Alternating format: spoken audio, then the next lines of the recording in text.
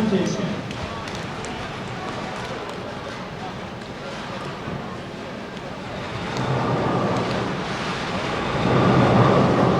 Bowlers, at the sound of the bell, you may begin your event. Good luck and have a great time out there this afternoon.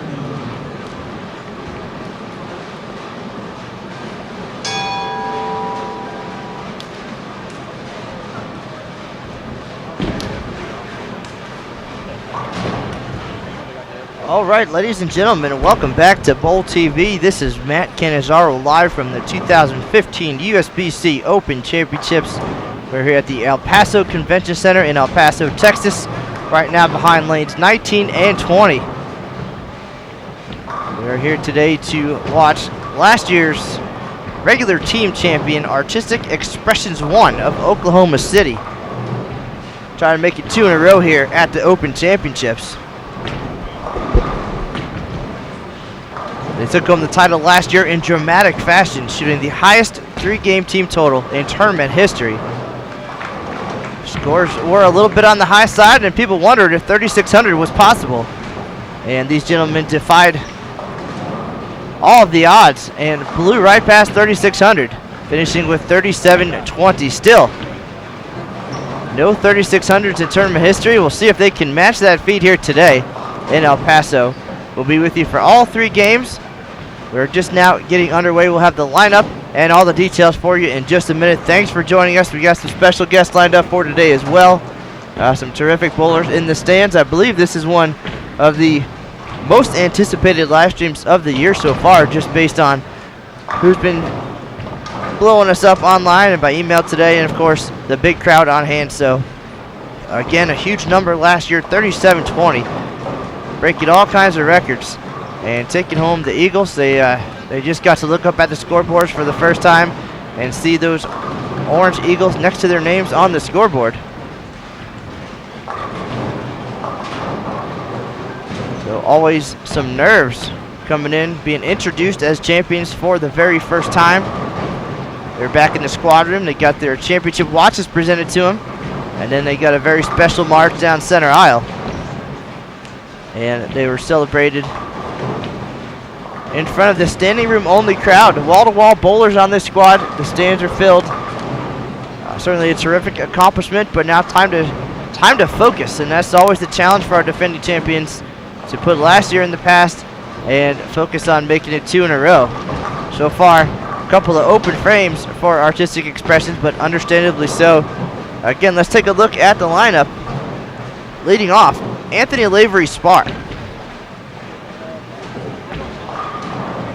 He's a PBA regional champion now, and certainly an up-and-comer. Had a terrific summer swing last year on the PBA National Tour, and of course adding the Eagle, a great accomplishment to a young career. Bowling in the 2-hole, Jimmy McMartin, followed by Xeno Garcia. Xeno had a 300 game here at the Open Championships back in 2004. And bowling 4th, Ted Pritts, and the anchor, Pete Thomas. And anytime you see a senior event going on, or some of the top amateur events in the country, more than likely you're going to see Pete's name at the top of the standings, and he anchored this team last year to that huge performance. So his first mark for Artistic Expressions here in 2015, a strike by Garcia. And we talked to these guys earlier today, and just the anticipation, the excitement. A little hard to know what to expect or how you're going to feel when you're standing behind the curtain getting ready to march out, or when you turn around and see those Eagles. But certainly they were confident and prepared.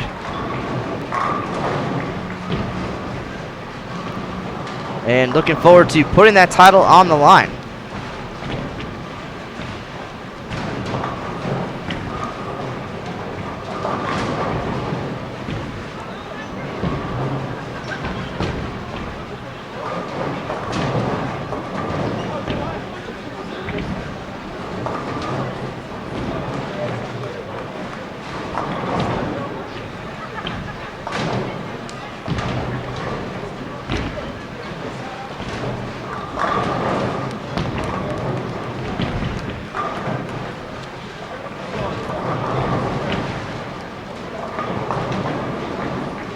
Crossing team today, Artistic Expressions 2, Robert Genzer, Charles McLean, Glenn Armstrong, Tim Helms, and Maurice Heston.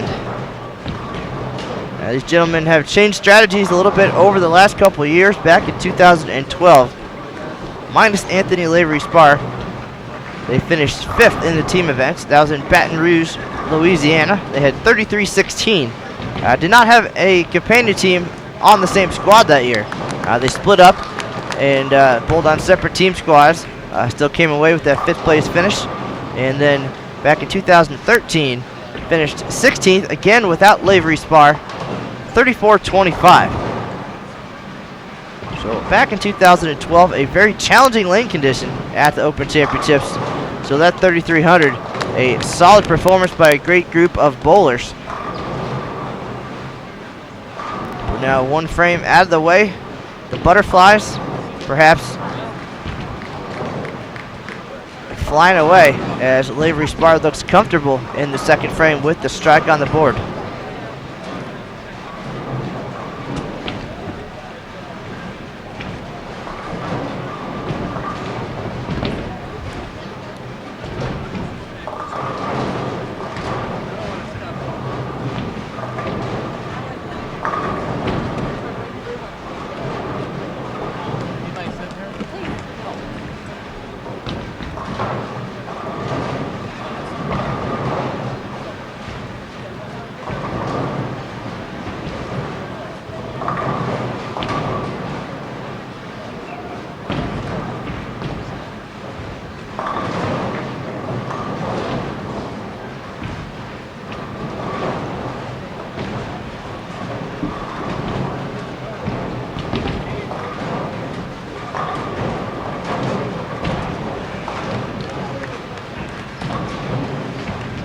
On top of the leaderboards so far this year, Junior Team USA Support 1 of Las Vegas, led by Eric Vermelia.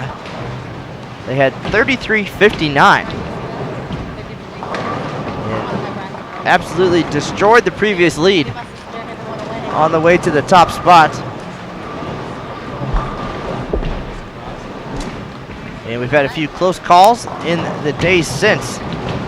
They bowled the first weekend of April, and we've had a few 3200s. We'll have the rundown for you along the way here, but thanks for joining us. If you're just stopping by, this is Matt Canizaro. Right now, the one-man show here at the 2015 USBC Open Championships. Aaron Smith actually bowling on this squad. So if you're checking out X Bowling, Aaron is down on lanes 11 and 12.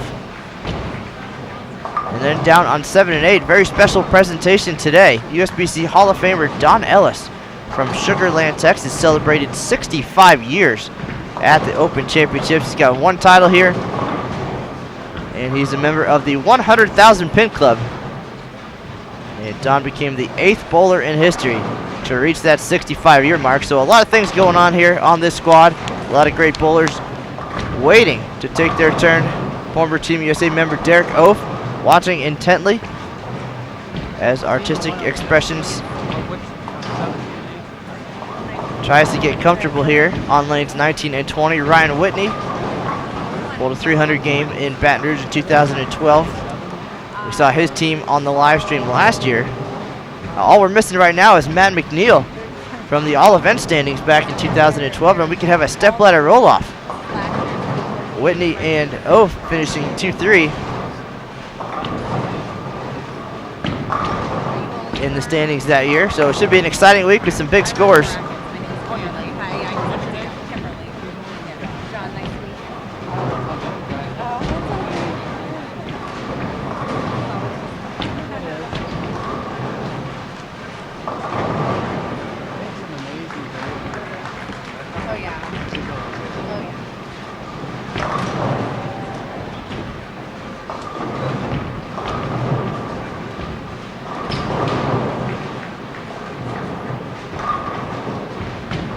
We have a new singles leader here at the Open Championships. Happened just a few minutes ago on our 1 p.m. doubles and singles squad. Scott Endersby from Waite Park, Minnesota. 785. He came up huge in the final game. 3 clutch strikes in the 10th frame to slip past Chad Oakes of Minnesota. Scott had games of 268, 238, and 279. Again, 785, new leader in singles. Details will be available on bowl.com later this afternoon, but right now it's all about our defending regular team champion, Artistic Expressions 1 from Oklahoma City.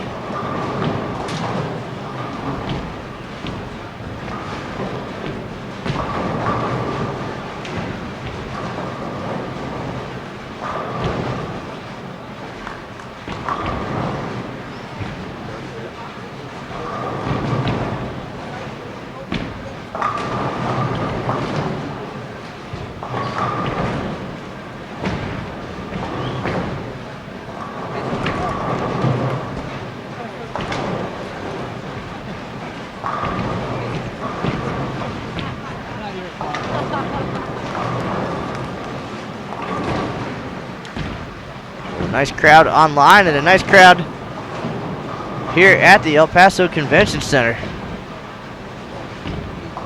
Defending champs clean in frame number 2.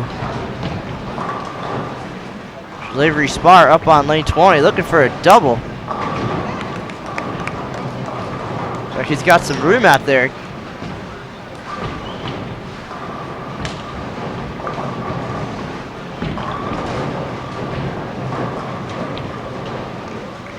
We heard from team captain Pete Thomas on our last broadcast. We had Motion Plus Lanes, last year's runner-up, on our live stream on Friday. And they bowled well, cracked the top 10. But we got some insight from Pete, who was here plenty early to take a look at what's happening here at the convention center. Maybe get a chance to bowl the Bowlers Journal Championships a little bit. Get a look at the different lane conditions we're seeing this year.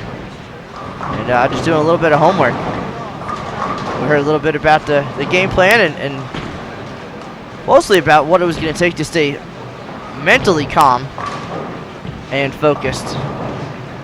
These guys all know how to bowl.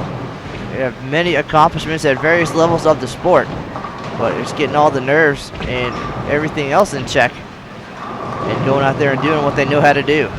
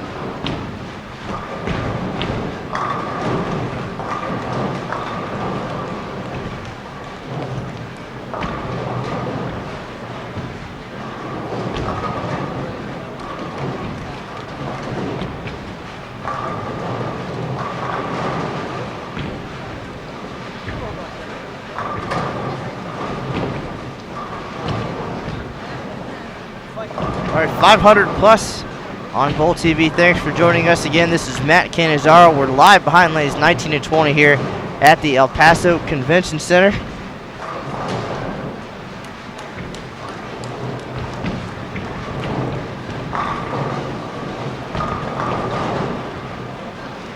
There's been a lot of chatter about this broadcast all day long. I believe all of the Dallas-Fort Worth area might be watching right now.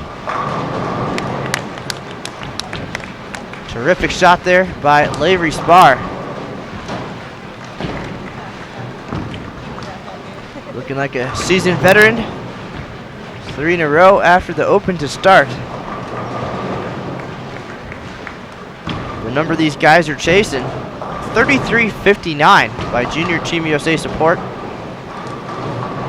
Big number. And we've had a couple 3200s this week. Hashtag Team Dole, 32.31. Bowling with Leverage Pro Shop, 32.11. And Coach K Scholarship. That team includes Steve Klompkin, two-time winner here at the Open Championships. And they came up just shy of 3200. Had a rough 10th frame, 31.78. And rounding out the top 5, Motion Plus Lanes. You saw them here on Bowl TV on Friday, 31.69. If you missed any of that broadcast or any others from this year's Open Championships, you can check them out in the archives on Bowl TV. That's youtube.com/Bowl TV. As bowlers get ready to come this way, they want to check those out, maybe take some notes. We've had a lot of great moments and some terrific scores. We also got to see the junior Team USA support folks. Great shot there by Jimmy McMartin on the 210. We got to see Eric Vermelia and the junior Team USA support guys during doubles and singles. Their team included defending all events champion Anthony Lacaze, and those guys made that doubles and singles pattern look incredibly easy. They bowled so well and put up a gigantic team all event score of 10,064. Nearly 700 pins better than the previous leader. Some thoughts. There's no way we see scores like that here. Two challenging patterns in 2015. If you'd like to take a look at those graphs, you can visit bowl.com/openchamp and click on the lane conditions link.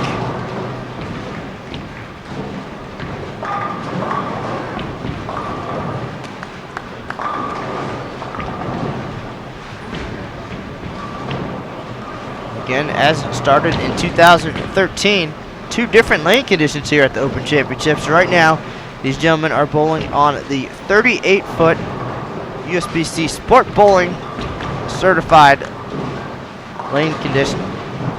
And tomorrow for doubles and singles, it'll be a 39-foot sport certified pattern. They're going to crack the top 10 here in 2015.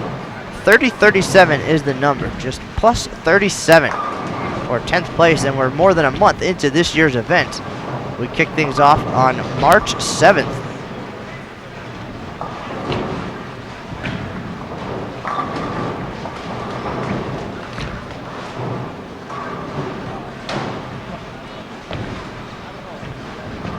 And we'll be here for 128 consecutive days, concluding on July 12th. So a long way to go still. A lot of great teams headed our way. More than 7,300 scheduled to visit Sun City this year. And all of them right now with their eyes on the top of the leaderboard, 33.59. So sit back and enjoy. The title defense is underway for Artistic Expressions 1 of Oklahoma City. Took home the title last year with a record score of 37.20.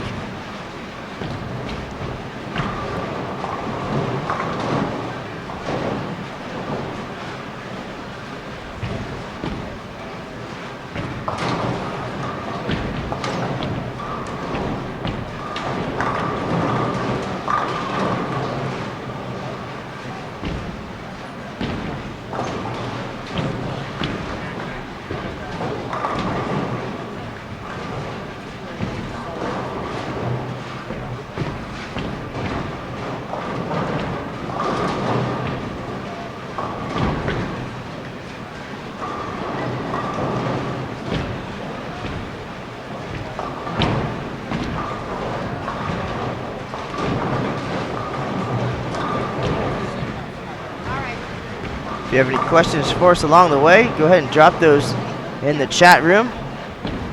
And if somebody in there doesn't get to it first, I certainly will offer what I can. A lot of great information also available on bowl.com. Check out bowl.com/openchamp. We'll have a recap of Artistic Expressions 2015 performance, along with the news of our new singles leader and Don Ellis's 65th tournament appearance. So a lot happening here today. Thanks for tuning in.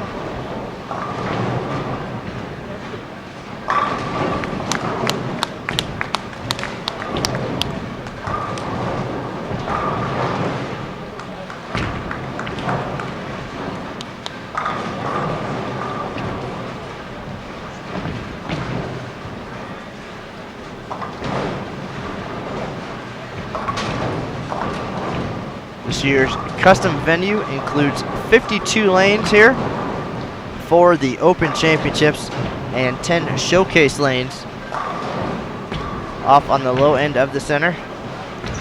And that's where you'll go for your team practice sessions on this team lane condition, or to try your hand at the Bowlers Journal Championships, which features the doubles and singles lane condition.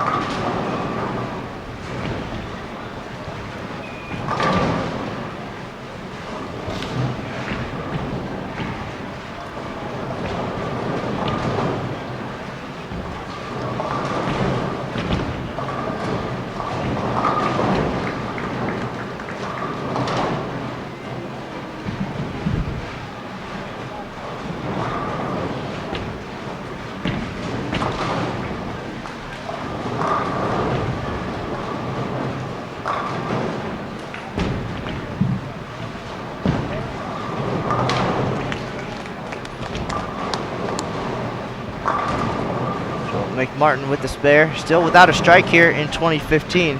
Taking a look back at last year's team event, these gentlemen came together for games of 12:55 and 11:88 to start, and it was somewhere in the first few frames of game 2 where I told Aaron Smith he should probably get to work a little bit early because it looked like we were going to be busy, and we certainly were right. They closed with a huge 12:77 game and a 37-20 series, the highest in tournament history. Ted Pritts led the way with a 768 series, followed by Pete Thomas 758, Xeno Garcia 752, McMartin 736, and Anthony Lavery-Spahr 706. So all 5 bowlers shooting 700, and now they have their name not only on the 2014 champion banner, but on the record banner hanging off to the side of the venue. Previous record 3561, and that was last year's runner-up, Motion Plus Lanes.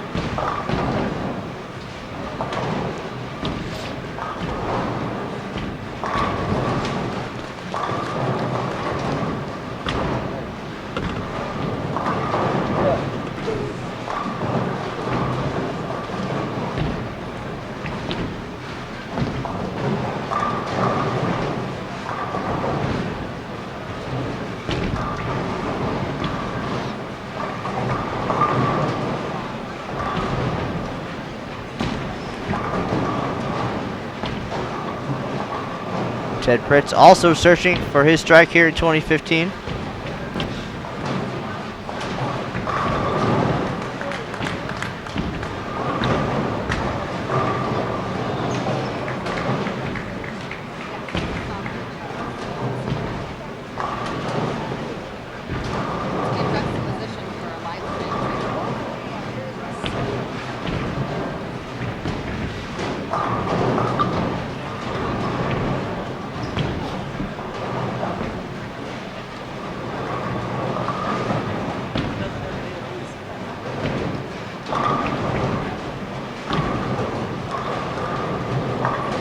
Couple good questions in the chat room. First, we'll talk about our live stream setup a little bit.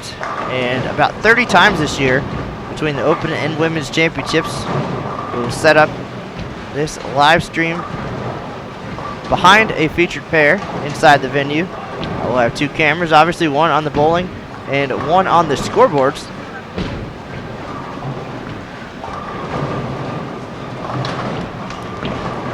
And if you'd like to see some of the other folks bowling right now, there are 3 webcams. Those are available 24/7. If you go to the Open Championships page, you'll see the webcams link in the right-hand menu. And those cameras pan different sections of the venue, and they stay on each position for 3 minutes before rotating to the next.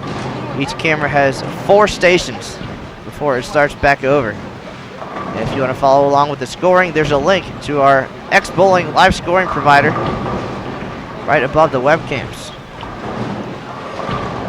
But while we're on the air here on Bowl TV, we are stationary.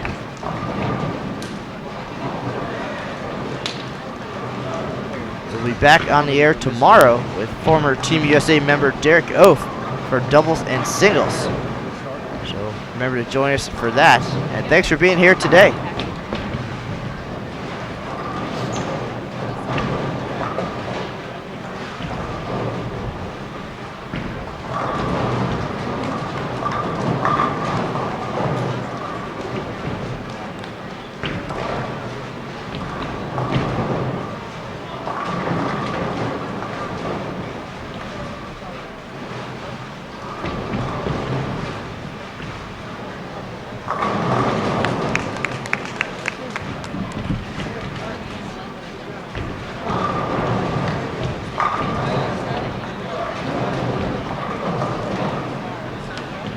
Lucas Wiseman even stopped by to see the title defense here for Artistic Expressions. Lucas in Wichita, Kansas this week for the Intercollegiate Team and Singles Championships.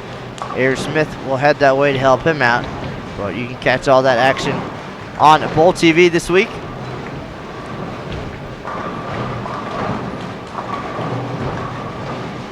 Let's check out the schedule of those events. Visit bowl.com/livestream. But right now, you're tuned in to see great shots like that from Xeno Garcia.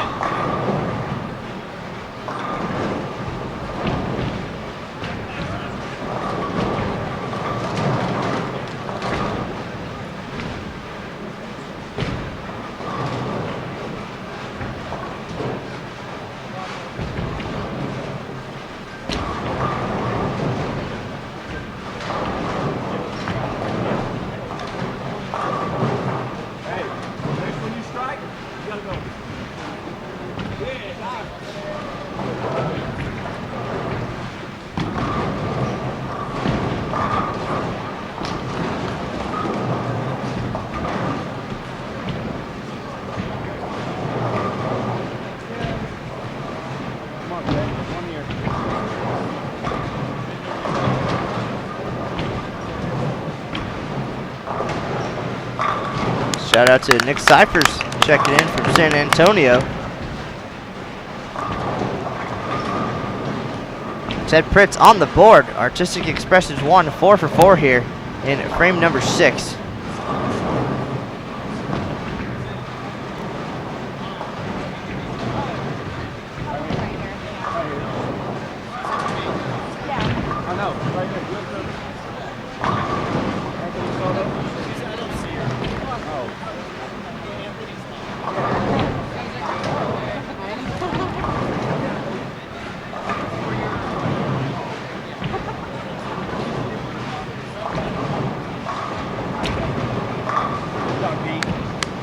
Pete Thomas doing what Pete does. Makes his team perfect in frame number 6.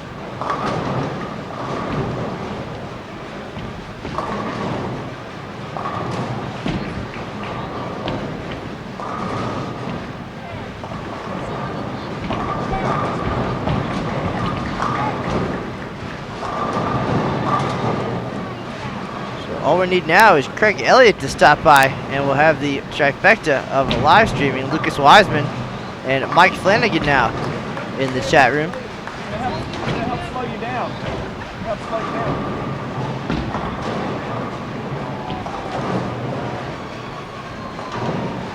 And good question from Dave Tolson in the chat room. Why did USBC go to such an extreme change in the lane pattern compared to last year? And one of the great things about this event is that regardless of how you do this year, you get to come back next year and it'll be a new challenge. Some years, conditions might be a little higher scoring, other years a little more challenging. So it's just all part of the roller coaster ride that is the Open Championships. And I think part of what makes it fun too is accepting that challenge each year. Last year, particularly in the team events, scores a little bit higher. These gentlemen got it done with a record number, 37-20. This year, just over 3,000 will get you into the top 10 at this point. We're about 5 weeks in.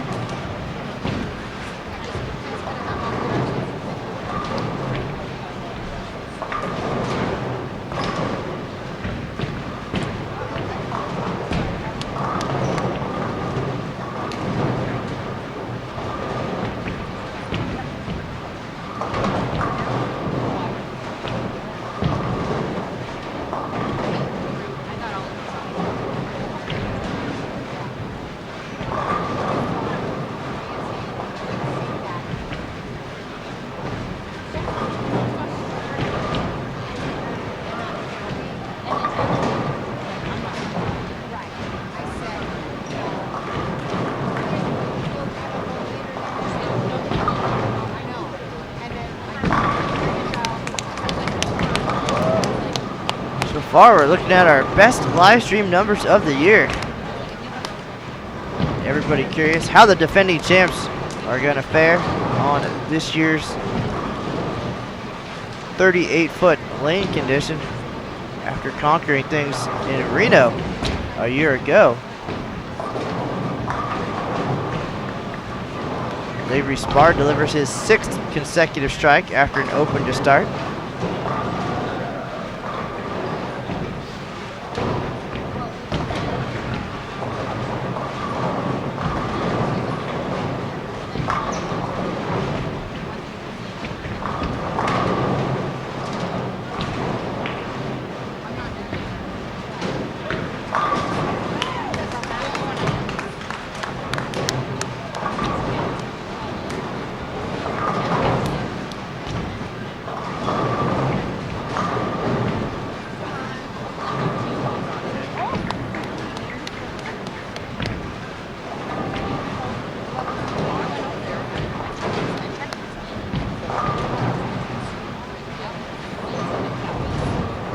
A lot of discussion about strategy and game plans here in 2015. How to attack this tougher lane condition.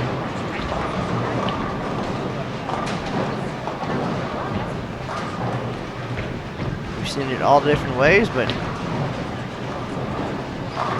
most of our top teams taking advantage of the showcase lane, spending an hour over there on this team pattern. Getting comfortable with the environment here, the bright lights and the high ceilings, and coming up with their best strategy. They only get one shot at it.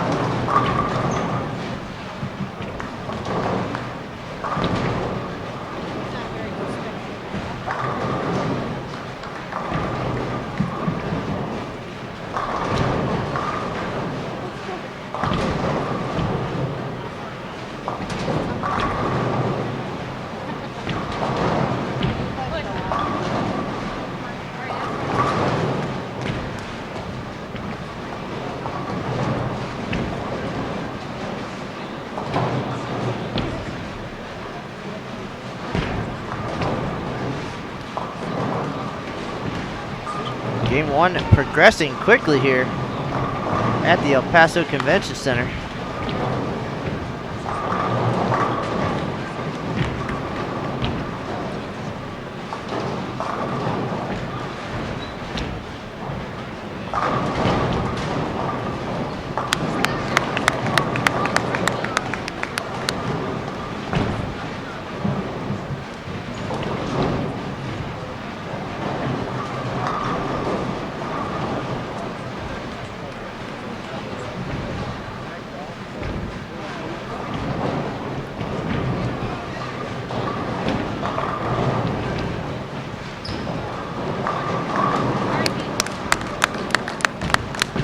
Pete Thomas with the double. Pete making his 17th appearance here at the Open Championships. Career average of 209 and change. Had a 299 game back in the team event in 2013. And of course, the big set, 758 last year, on the way to that record score.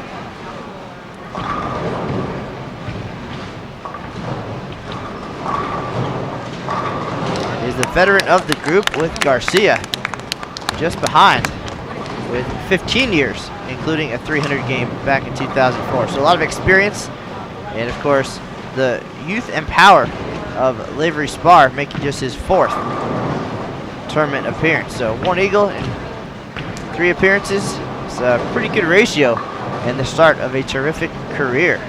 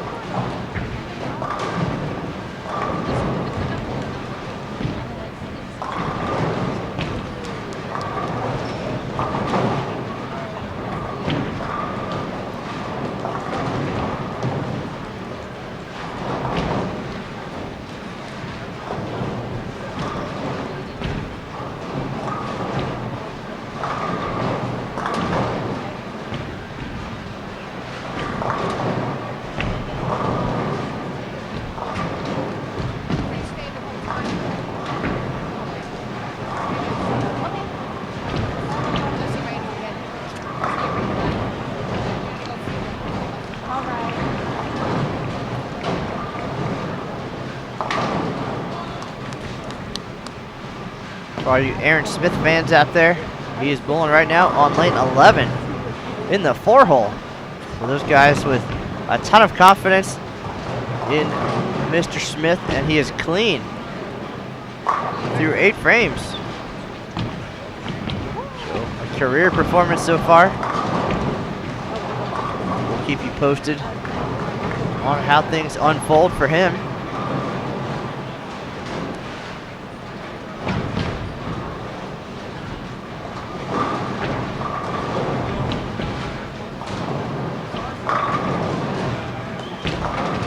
Garcia still striking 4 in a row.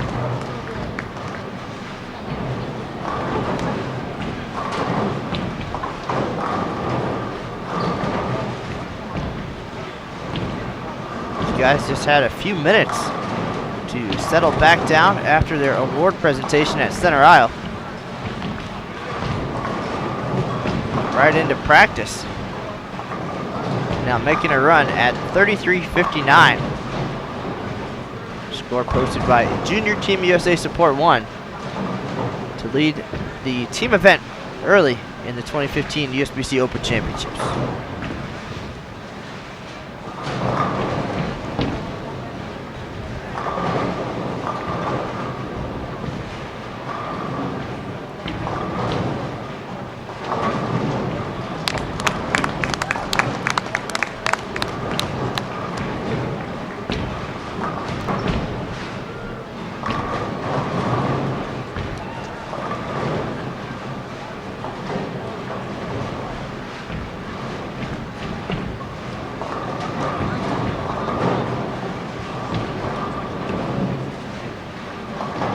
$700 plus tuning in today. Thanks for joining us. This is Matt Cannizzaro. Got some special guests lined up for the rest of the afternoon. So stay tuned. Game 1 of 3. Ready to come to a close here on lanes 19 and 20.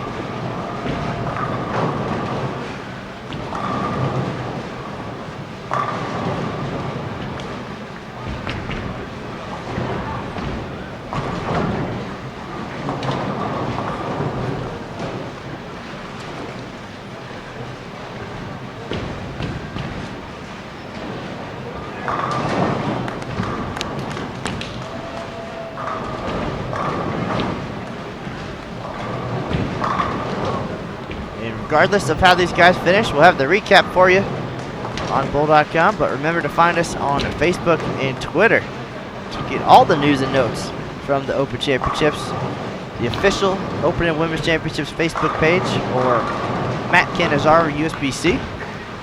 And on Twitter, we'll be at USBC and at USBC Matt.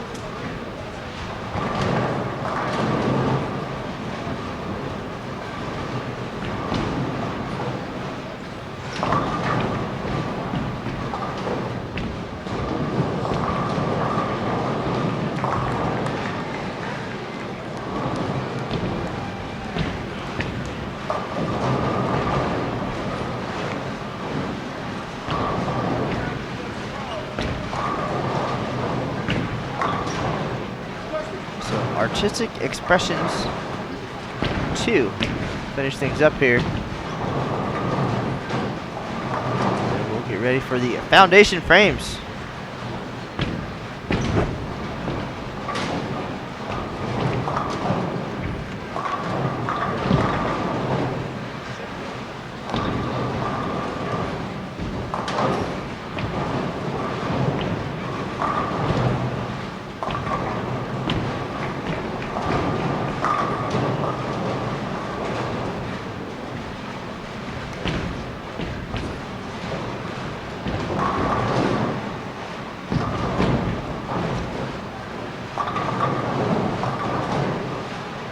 Here we go, Lavery-Spahr working on a 7-bagger.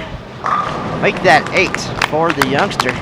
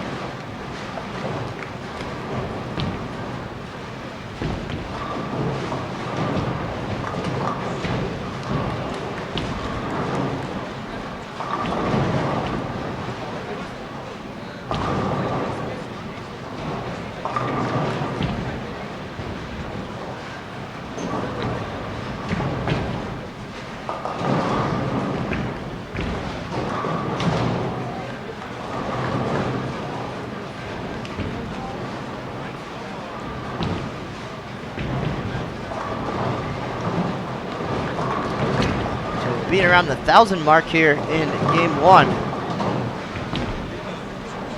would be the start these gentlemen need.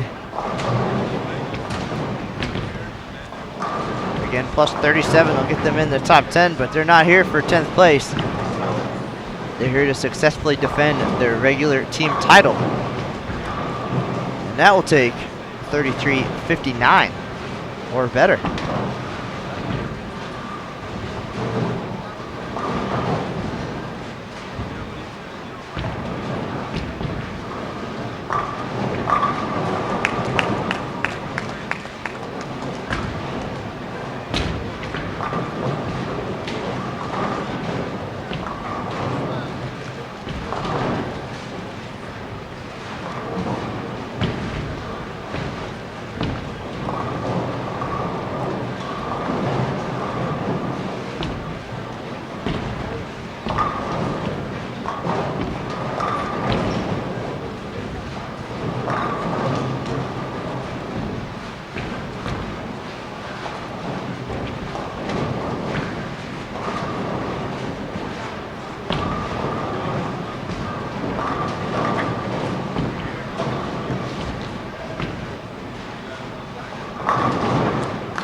Great shot there by Pritts, but the 10 will not cooperate, denying him his first double.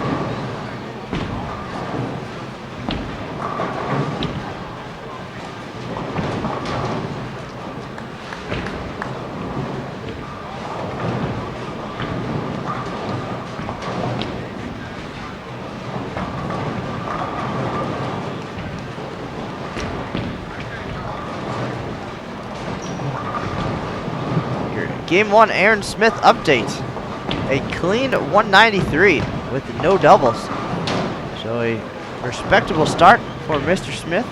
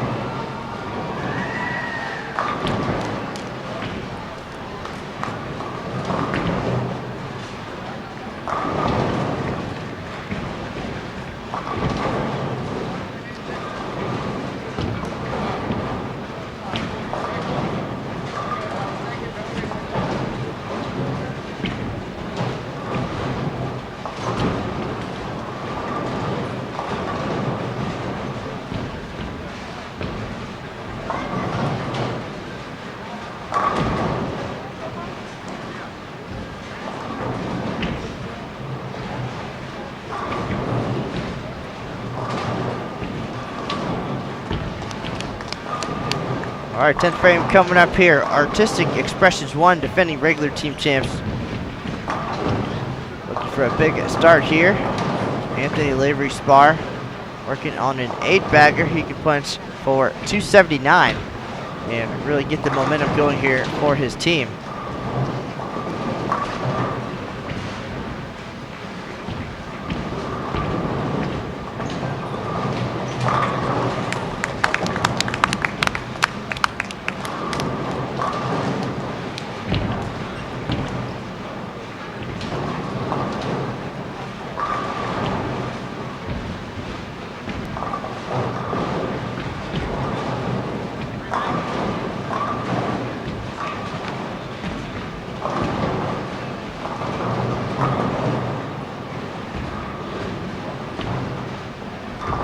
Anthony gonna take a re-rack and a deep breath here.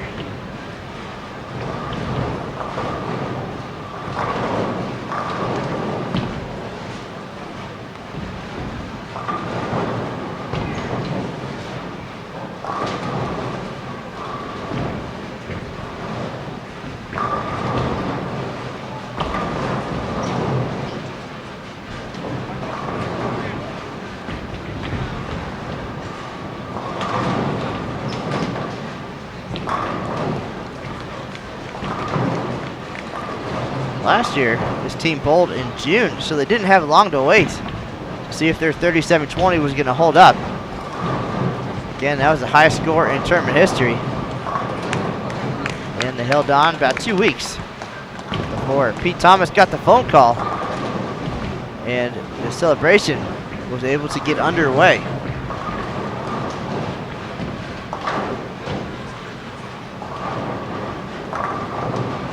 This game 1 of 3, our 5 p.m. team event.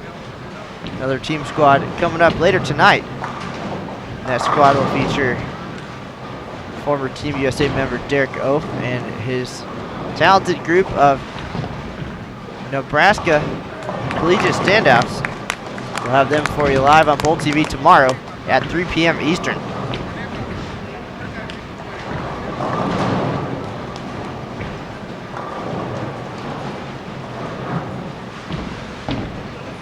.268 start for Lavery-Spahr.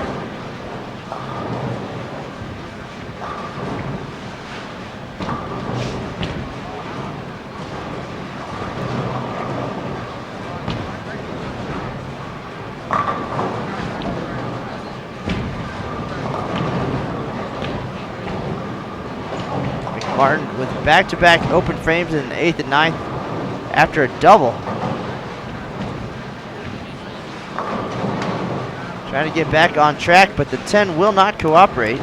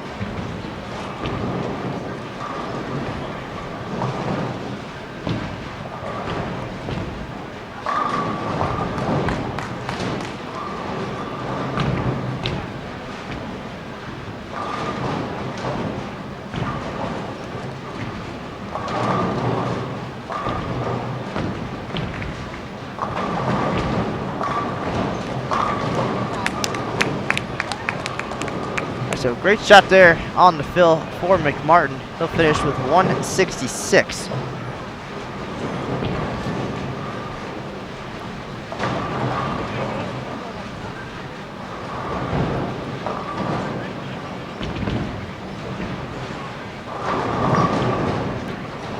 Garcia and Lavery-Spahr really leading the way for Artistic Expressions 1 here.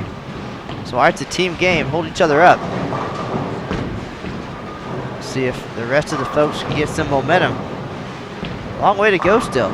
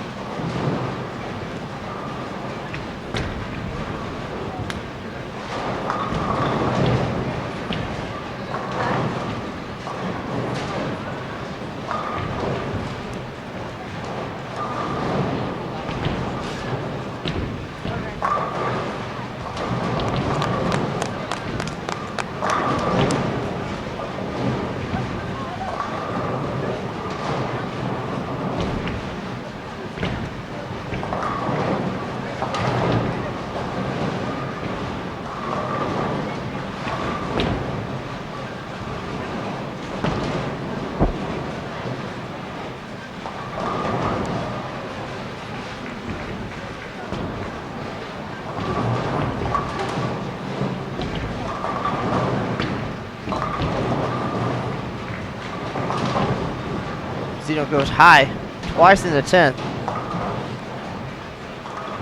Probably going to see a move on that left lane to start game 2. He finishes with 235.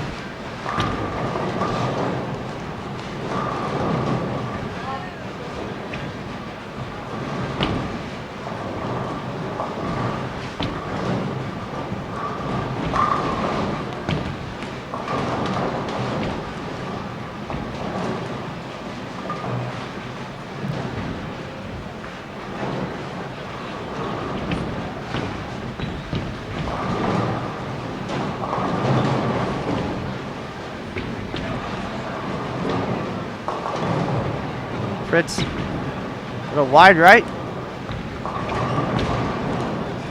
Very challenging. 2-4-8-10.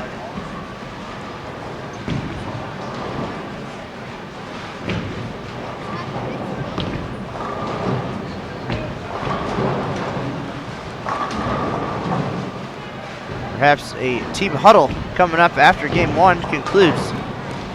Try to get everybody on the same page here. Pritts and McMartin struggling. Great shot though.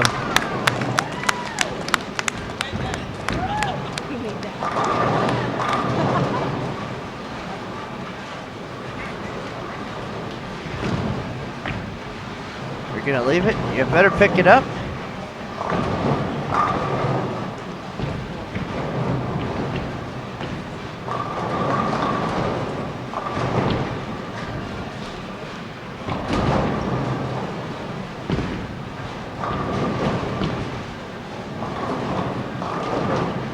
Saved himself about 14 pins there. He's gonna make a ball change here for the fill.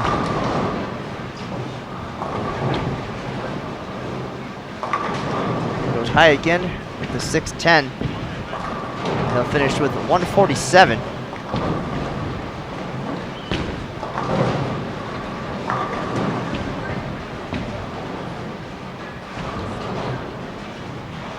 See if Pete Thomas can step up here in the 10th, get him to 1,000, and a definitely respectable start here, given all of the excitement and the pressure.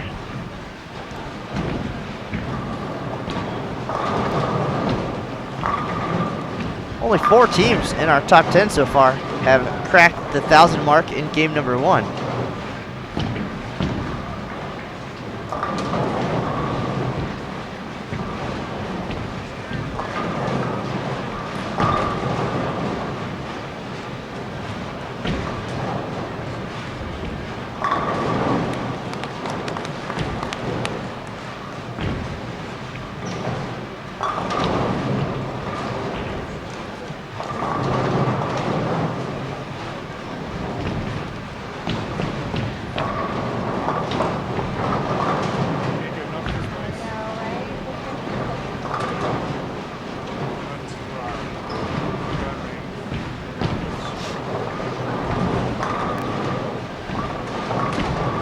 We know this year's 38-foot team lane condition proving to be pretty challenging. Pete Thomas makes them look easy there in the 10th, 2 strikes. So it'll be over 1,000 here in game 1.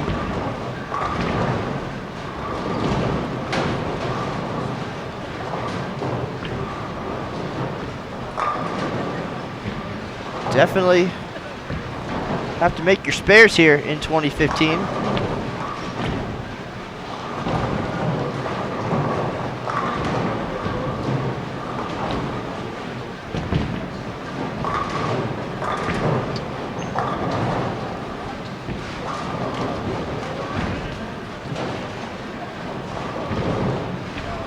Pete Thomas gets them to 10:22.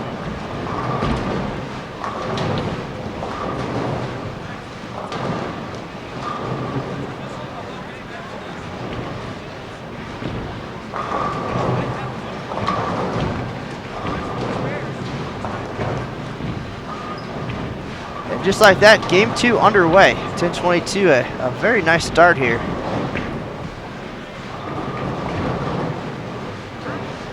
We've seen him put up some big numbers.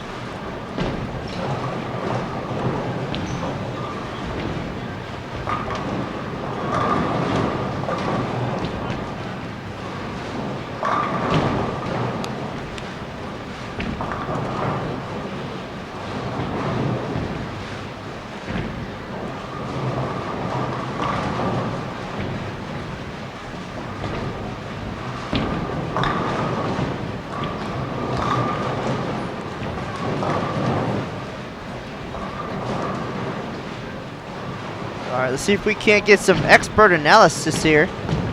And we'll see if Ryan Whitney is available to come and talk to us a little bit about what he's seeing here as he takes mental notes. His team getting ready to compete on Friday. And a very accomplished group. Kyle Troop just picked up his 9th PBA regional title this past weekend. And of course you saw Ryan bowl 300 back in 2012. And we had them on the live stream last year. A very entertaining crew.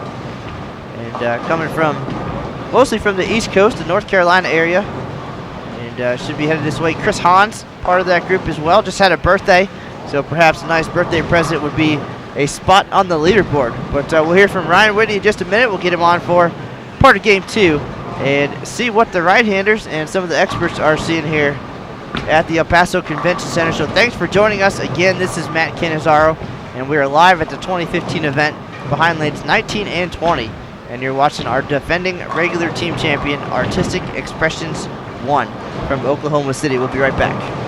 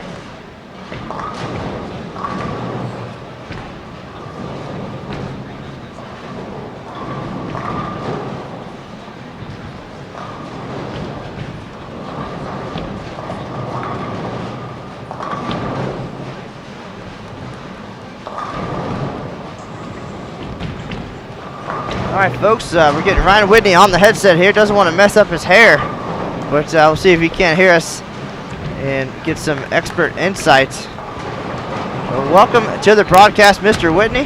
Thank you for having me, Mr. Cannizzaro. Appreciate it. And you're in town a little bit early. Made the 10-hour drive, I guess, to check things out. Yeah. What's the intel so far? You've been here a few days already. Beautiful city, but other than that, it does not look fun from what I've seen. But these guys worked hard. They've put a game plan together.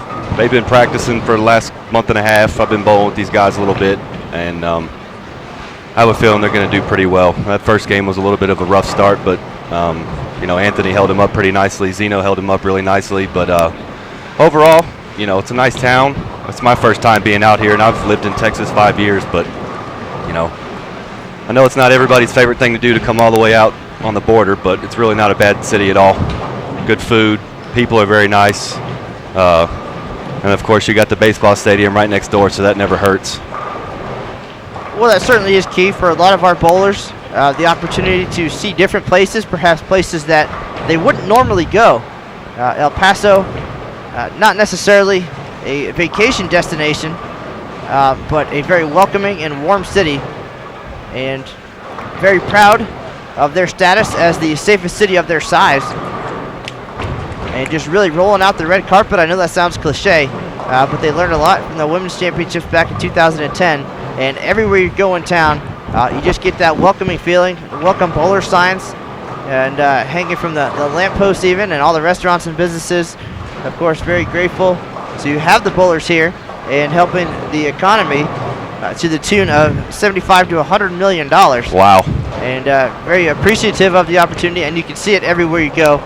You mentioned the baseball stadium that did not exist in 2010, but built, and they had their inaugural season last year, and opening weekend just happened here.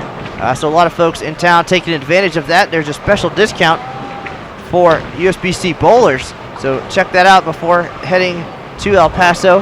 Certainly give you something to do right next door. Don't even have to drive. So a lot of nice places to eat and things to see, museums and such here in downtown El Paso, and of course some great bowling to watch. Ryan, you've been in here a few times checking out some talented teams. What are you learning so far today watching some of your friends here for Artistic Expressions? Well, you definitely have to stay right to start. You can't really have any in my experience, just watching the few of the other guys that have bowled real well, play very straight to start, and then sort of open them up gently. The biggest thing I've seen so far from some of the better guys that have bowled already is I feel like they went left way too quickly. But now it seems like that these guys, Xeno and the likes of Anthony and Pete, have kind of got a groove going right now. So it's really going to be interesting. We definitely have work cut out for us. I know we're excited. We've bowled together on a couple of different things over the past month, and really have a chance to see what it's going to be like. So it's definitely going to be interesting. We're gonna have a quote unquote a radical approach this year, guys. So should be interesting. Well, now for you and your team, similar to Eric Vermelia and the Junior Team USA guys, coming from different places. You're obviously here in Texas, and the rest of the guys, North Carolina, South Carolina. Just what game plan have you guys been able to come up with, or what have you been able to accomplish, I guess, from a distance? I would imagine they could probably get together a little bit, once in a while at least. Absolutely. Chris Hollins is kind of the Pete Thomas of the group. He runs and operates Rocky Mount Bowling Center in Rocky Mount, North Carolina, and got the patterns out for us. And we bowled a team challenge here a couple of weeks ago and had a chance to really talk and kind of see what we were going to do out here. And the whole reason why I've been out here early is to scout and kind of see if we need to tweak anything between now and then. But I used to live back there, and I've relocated for my job out here, so it kind of helps. Being out here, I can see things a lot clearer. And we talk every day. Chris and I talk every day as to what we need to do, and even now we're texting back and forth to just kind of make little adjustments. All right. So now, as far as what you guys expected, or what you had talked about, what have you seen that would be different, or perhaps lead to some changes when the rest of the guys get to town? Me personally, just seeing the amount of surface the guys started with playing right. I think if you do that to a point, it's just going to break the pattern down way too quickly. And just your fear of moving left too fast. Me, being a high rev player, my strong suit is definitely not playing right of 10. So I got with Chris and Mo Pinnell and those guys with Radical, and we tried a different strategy for me. And I've had some success, over at the BJ already, and bowling on the team pattern with a couple of the balls. So I'm interested to see what it's going to be like. As it always is, it's never the same when you bowl, and you take advantage of the team practice over here on the showcase lanes. It's usually never the same. But being as we've never been out here to El Paso, I imagine that it's probably going to be fairly similar, rather than some of the years bowling out in Reno and other places where the showcase lanes are not right next door. Well, this year's venue, of course, this was an empty room back in the first week of January, and 40 truckloads of materials rolled in, and it took about 64 days from that day to the ribbon cutting. We have 52 lanes for the main Open Championships, and then the 10 showcase lanes. And you're absolutely right. For the very first time, everything installed at the exact same time, at the same level, in the same room. The showcase lanes introduced back in 2012 in Baton Rouge. They were upstairs. It was 4 lanes separated from the rest of the venue. Then, of course, in Reno, the showcase lanes downstairs and put in within the last couple of years. So a great opportunity here to take advantage of that. And you're right next door, just a wall separating the showcase lanes from the main 52 here in the convention center. So you're under the same lights and the same temperature. So definitely an opportunity to get a feel for things. You also had an opportunity earlier to see our new singles leader. And he bowled exceptionally well in the clutch. Absolutely. Threw 3 great shots in the 10th to take the lead. That's what pressure bowling's all about. All right, so he raised the bar a little bit. And we're going to get those details here for you. That was Scott Endersby from Wade Park, Minnesota, put together games of 268, 238, and 279, again with 3 strikes in the 10th frame to get past Chad Oakes, who was leading with 772. Now, Ryan, you've been in that boat before, back in 2012. We had a relatively challenging lane condition that year as well, similar to what we're seeing here in 2015, a little bit lower scoring. And you came out with a 300 game and 770, 760. Not a bad day. No, not at all. During doubles and singles. Now that they're a little more challenging this year, for you personally, do you find that to be an advantage or a disadvantage? Me personally, it's a disadvantage for myself because having a family and, I don't get to bowl a lot of the regional events and, other tournaments that, are held on similar patterns where it gives me an advantage to play at that part of the lane. That's always been a big struggle for me. I like to jump left. That's, I'm going to be the guy when you watch me bowl. I'm going to be the guy that's 20 boards left to everybody and trying to make something work. But the good part about my guys is that they get me lined up and, help me keep a level head because, I'm not the greatest at throwing it straight out of my hand. So that's why we're going to take a different approach to attacking the lanes this year. And what I have seen once the pattern breaks down, once the minors pattern breaks down, it plays very similar to 2012. Even bowling the BJ a couple of times on the burn squad, I've had that very same look. So,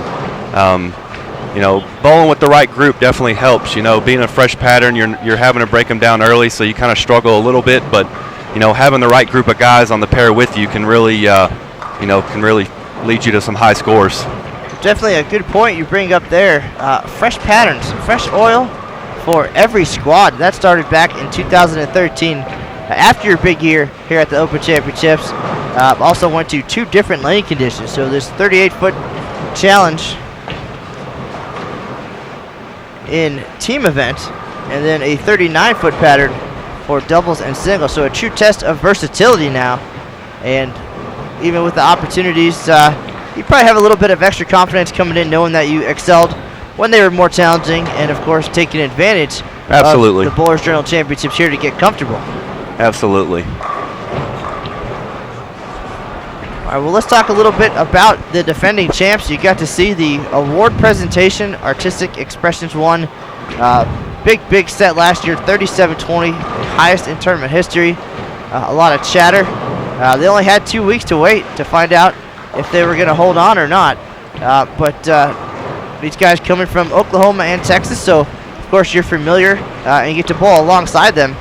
You might even bowl league with Anthony, I believe. Yeah, we bowl league in the same league on Mondays. We don't actually bowl together, but we all bowl league Monday night together. So what was the buzz like back in DFW when that happened last year? It was it pretty much shocked the world. It's a feeling that you just can't believe it happened, but 5 guys of this caliber, it's not surprising at all. These guys work great as a team. It's great to watch.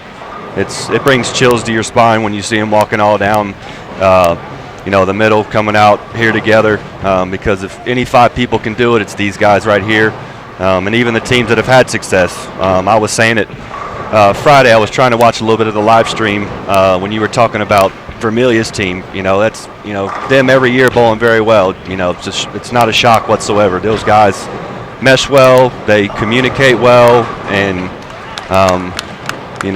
they really know how to get the job done. And it's the same for Anthony and these guys. It's a pleasure to watch, and it's an even more of a pleasure to call them 5 of my closer friends. All right, well, you got to see the presentation, and you're seeing them attack the lanes now. No doubt some early jitters as we saw Anthony and Jimmy start off with open frames. Anthony able to recover, shot 268 in game number 1. Jimmy looking like he's getting comfortable here in game 2, starting with 3 in a row. Xeno Garcia always solid there in the middle of the lineup, 235 to start, and a 3-bagger here. What can we expect, you think, from these guys the rest of the way? 10-22 start, and that's a pretty solid effort here. I think you're going to see about 1,100 and probably 1,150 the last game. I think the biggest part of it all is the ball changes and the moves that need to be made. Jimmy looks like he's in the right part of the lane. I think he's moved back right a little bit. And Xeno, you know, it's never a surprise. He can strike for days on anything. You could put 60 feet from floor to the back of the deck, and he'd strike on anything. So that's really not a shock there. Ted's kind of, you know, getting it in the right part of the lane now, and you know, now it seems like they're getting Pete together. But it's just a pleasure to watch. It's just fun seeing what your, you know, 5 of your good friends did something that likely nobody will ever beat. Well, right now the score to beat here in 2015, 33-59. And Eric Familia and, of course, defending champion Anthony Lacaze in position right now to potentially become the second bowler in history to win titles in 3 consecutive years. Those guys did it back in 2013, taking home the Team All Events crown, and Lacaze finding individual success in 2014 with the All Events title, and now leading 2 events here in 2015, regular team and Team All Events once again, 10,064. That's an astounding number for anybody who didn't get a chance to watch the live stream. These guys, when they showed them for singles and doubles, they absolutely just killed it. I mean, they just literally made it hard to catch, kind of like these guys did last year in the team event. But if any one team can make a run, I expect these guys to do it. They're getting motivated quickly. That was a pretty clever drop in there as Ted Pritts steps up with his motive equipment here on lane 20.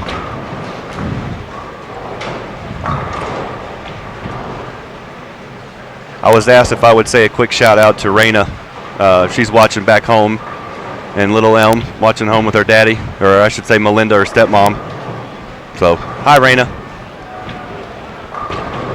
All right, well, we do appreciate everybody joining us. Ooh. Nice shot there for Pritts. Attaboy. Nice numbers online and in the bowling center. And for those of you following along at home, Aaron Smith has suffered his first open frame halfway through game number 2. He started with 193 and still on pace for a good game 2. We'll keep you posted on how things develop over there. If you want to follow along on the live scoring, you can visit the Open Championships page in the Scores tab, and it'll get you to our ex-bowling friends. You can see any pair throughout the house here. We also have 2001 doubles champ Bob Udseth bowling down on the high side on 39 and 40. So a lot of great bowlers on the lanes right now and watching along, taking notes for sure. And regardless of how these guys bowl today, we'll have a recap for you on bowl.com. You can check out the leaderboards and past news. A lot of great information there. So Ryan, there's some questions in the chat room. Bring them on. About urethane. Let's have it. And if urethane has a place here at this year's Open Championships, if that's any part of the game plan for you guys, or has it been talked about at all? Here's the thing. I had a long conversation with Pete and Anthony several different times, and my experience with urethane, I've never really thrown it. So I asked what, the advantage and disadvantage of having urethane would be, and both of them highly explained to me that's a big disadvantage because it does not flare enough, and essentially what it potentially could do is just carry the oil down in the wrong spot, is basically how Pete and Anthony broke it down to me. I think what we're going to try to do is maybe try to throw a little plastic up the middle a little bit to create a little bit of hold, but that may change between now and Friday. I'm trying to convince otherwise, but we'll see. But as far as what I've been discussing, no, I do not think urethane is a wise idea. Well, there certainly are a lot of ideas and game plans out there. One of the terrific things about the Open Championships, or for some folks not so terrific, is that you only get one shot at it each year. So whatever game plan or strategy you come up with, certainly want to go out there and stick to it 100%. We've seen teams bail out maybe a little bit early just because things didn't go so well to start. Others gutted through it and came up with big finishes. I mean, of course, everybody would like to put up 3, 11, or 1200s. So it doesn't always happen that way. Yeah. We've seen most of the teams in our top 10 struggling a little bit early. Only 4 over the 1,000 mark. And everybody else, 950, 970. So giving away a few pins early, but things developing the rest of the way. Our initial leader, ND Storm, 939, 987, and then 1223. So their game plan all along was to break the lanes down, open them up to hopefully yield a big finish, and it certainly did.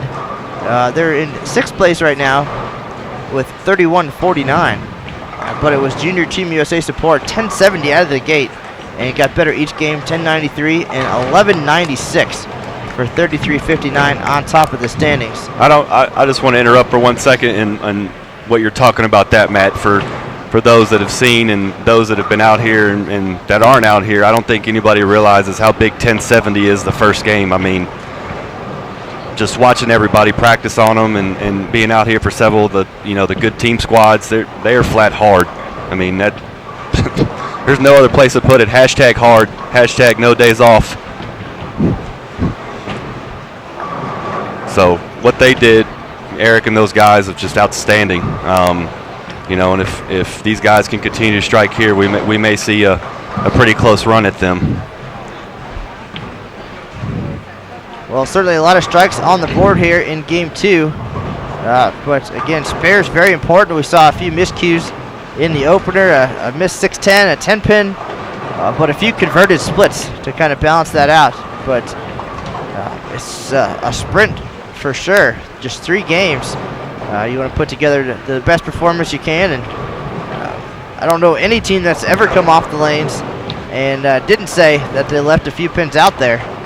But at this level, if you're going to get to the top of the leaderboards and potentially take home an eagle, it's those 1 and 2 pin spares that are crucial to your performance, especially when the lanes are challenging like they are here in 2015. Spares are definitely everything this year. Definitely not as easy as in years past. So it's going to be interesting to see.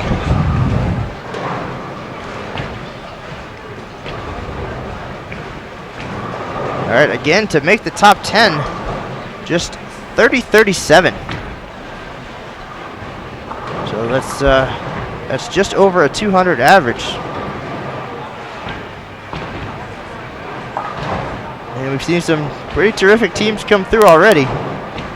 You certainly have to earn every bit of that score. I'm going to pull up the leaderboards here and see just how many teams are above par. And it looks like 13 teams have cracked the 3,000 mark. So 13th place right now at plus 10. What was 10th place last year, Matt? About 3,400. Well, let's take a look. We had some record numbers back in 2014. 10th place, 34.99. Goodness. So we had, of course, a record number of 3,500s, including the 2 highest scores in history, 37.20 and 35.61. Previous record heading into 2014 was 35.38, and that number, that record, just 1 year old at the time. Lodge Lanes 2 broke the 20-year-old record set by Brugger's Bagels back in 1993. But things coming down a little bit here. Again, the challenge each year, new lane conditions, a new opportunity. So if you bowled poorly last year, a new challenge this time around. And if you bowled well, just another pattern to conquer. And we talked about Junior Team USA support. Those guys have shot 10,000 in team all events 3 consecutive years. So no matter what we put out there, those guys are just plain good. They do their homework and they practice on the most challenging patterns they can find, and it certainly pays off with great shot making and good spare shooting. Matt, I have a question from some of the guys that are on the live stream now and from others that I've talked to over the past few weeks. What was the decision behind this year to go to such a short team pattern? I mean, do you know? Just in, talking to the guys a little bit about it, the ratios and everything, I mean, very, very, very flat, similar to the U.S. Open. So what was USBC's decisioning behind that this year? Do you have any insight on that? Well, of course, we work very closely with Kegel. That's our official lane maintenance provider. And they come out and with just a little bit of oversight from Neil Stremmel, the national governing body managing director for USBC. Just kind of an idea of what range perhaps the scores should be in. And then we let those guys go to work and come up with some different ideas and do some testing and come up with some patterns to take a look at. And then they work with Neil to get those finalized. And that's what we see just days before the tournament begins. Of course, this year being a build year, the folks from Kegel and Neil were here in the week leading up to the event as the lanes were inspected and ready to go for competition. And they put out their test patterns and made their final call. And again, it's just to keep things challenging from year to year. Last year's scores a little bit higher, a little bit softer conditions. So come back this year and change things up a little bit. There's never a guarantee, though. You don't know what exactly you're going to get once competition starts. I mean, of course, those guys are the experts, and they're generally in the window that they're aiming for, very close as far as the numbers and the averages. But tournament averages generally within a few pins of each other, believe it or not, once the year concludes. But you certainly always have to expect to have to make good shots and make your spares. And again, we'll come back and get ready for next year's event, and those guys will all get together one more time and come up with 2 more lane conditions for 2016. We'll be back at the National Bowling Stadium in Reno. Brand new lane panels going down this year for the women's championships, so a little bit different environment for the Open Championships competitors in 2016. But again, there'll be 2 more challenges, and we look forward to that event. Registration's already open, and I think the folks who already bowled this year already thinking about how to attack things next time around. Absolutely.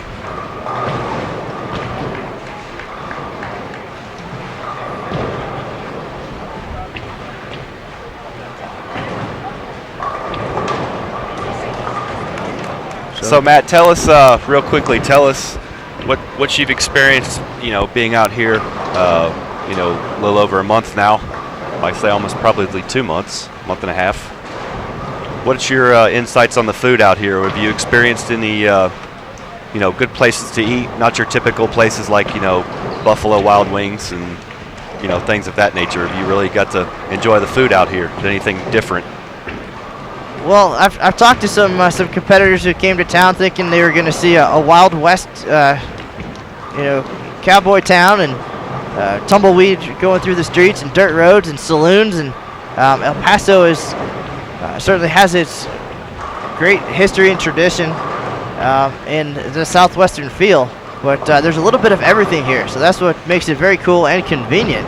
I'm just walking around downtown, and during the day you can go and see tons of shops and different restaurants and kind of an old-time feel a little bit.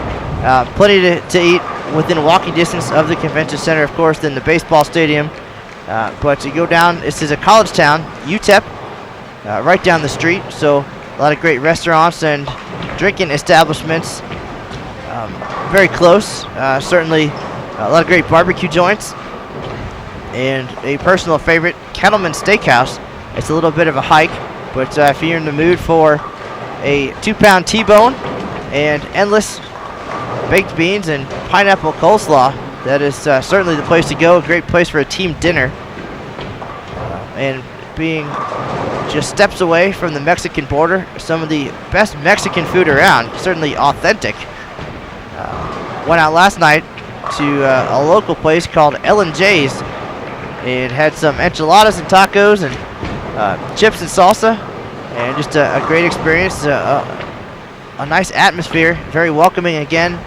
And they saw a USBC logo while we were eating dinner, and that came with a 10% discount. Beautiful. So all the businesses really on board with the tournament. An opportunity to try just different varieties of things, and just a great overall experience. But you can check out the coupon book. A very supportive community with a lot of businesses excited to have the bowlers here. So take advantage of those just within walking distance here. Down the street, Leo's Mexican restaurant, and right next to that, Luigi's Pizza Joint. So a good variety no matter what. You'll find your chain restaurants here too, but I definitely encourage everybody to step out and try different things.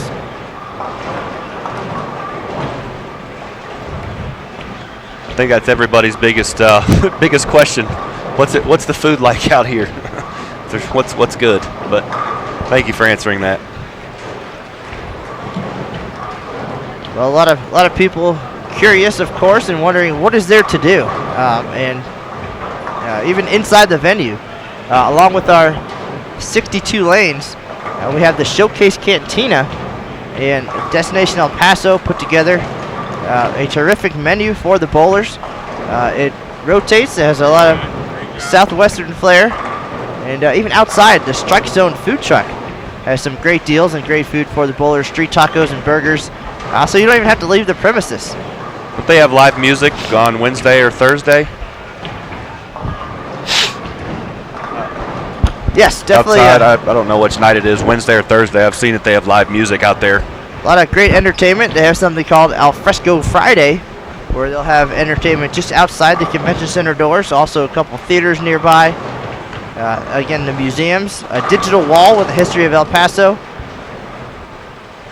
And with baseball season underway, a lot of El Paso Chihuahua fans even coming in to check out our venue. And while our bowlers head over there to check out theirs. So definitely plenty to see and do. And if you have any questions, certainly reach out to me or Aaron Smith. You can find us on Facebook or Twitter at USBC Matt, at USBC Aaron, or just send Ryan Whitney a personal message as our special guest here in game number 2. This is Matt Canizaro, and we are live behind lanes 19 and 20, watching our defending champion Artistic Expressions try to make it 2 in a row here at the Open Championships.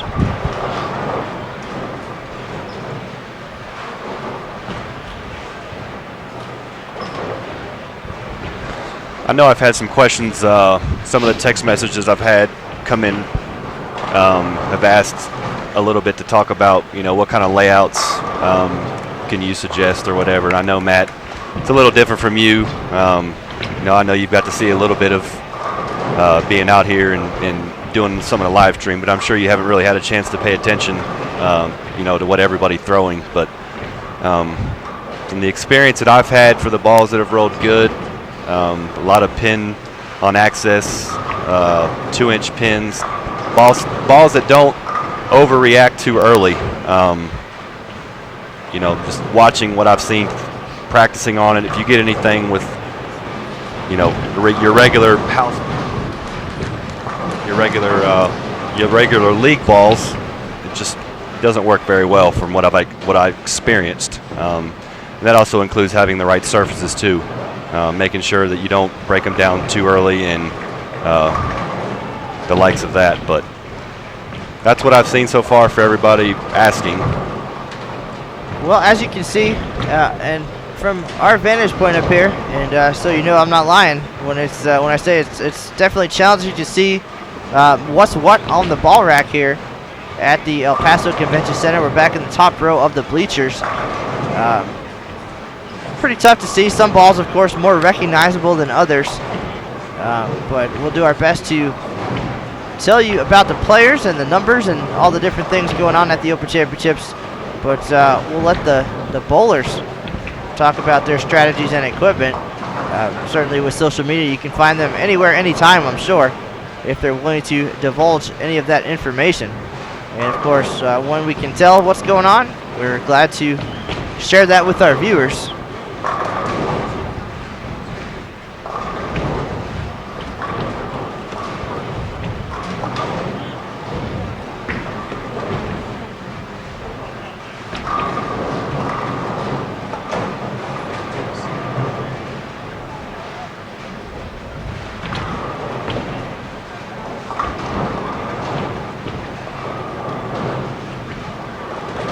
But nice crowd online today. It's like a who's who of the Southwest. We're looking at Leisha Murr checking in. She, of course, has provided the fine shirts these gentlemen are wearing. She is Leisha Murr of Artistic Expressions.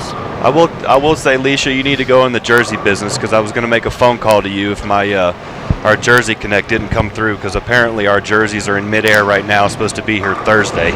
So be ready if I need to make a call in the future.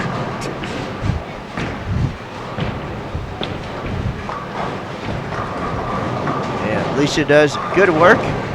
Does my shirts as well for regional competition. And now she's got her company's name hanging on a banner over the lanes. 37-20. Record score last year, and that banner is going home with these guys in July. So, anybody want to take a bet at who it'll go with? I told him yesterday it goes to the tallest guy. Those things certainly are much bigger than they appear, hanging in the rafters. But they said they're going to rotate it, so they'll pass it around and perhaps get Leisha in on that rotation. I will say, for anybody that doesn't know and really doesn't know Leisha's work, it's absolutely phenomenal. She engraved a kind of like a book bag for my youngest daughter, who's now 11 months, and it's beautiful. So for those out there ever need to get some work engraved, some quality shirts at a really good price, look up Leisha Murr and her mom. They do absolutely phenomenal work. Well, and our venue here at the Open Championships, also a one-stop shop. We have our ball booths on vendor row, of course. You can find your favorite equipment and some recognizable faces in the booths. Those guys travel with us from year to year. So make sure to visit them. Some great souvenir opportunities inside the venue, along with our very own embroidery booth.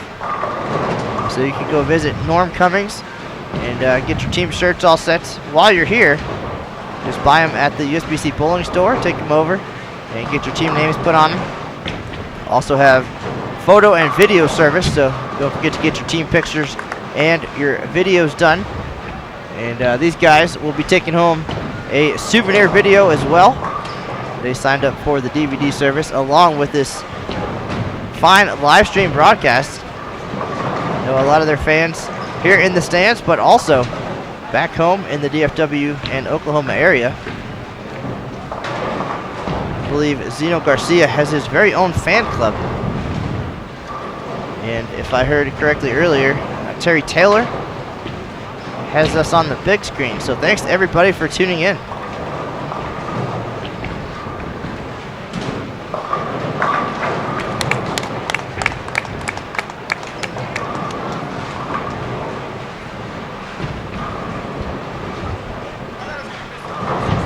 Our next live stream broadcast coming up in less than 24 hours.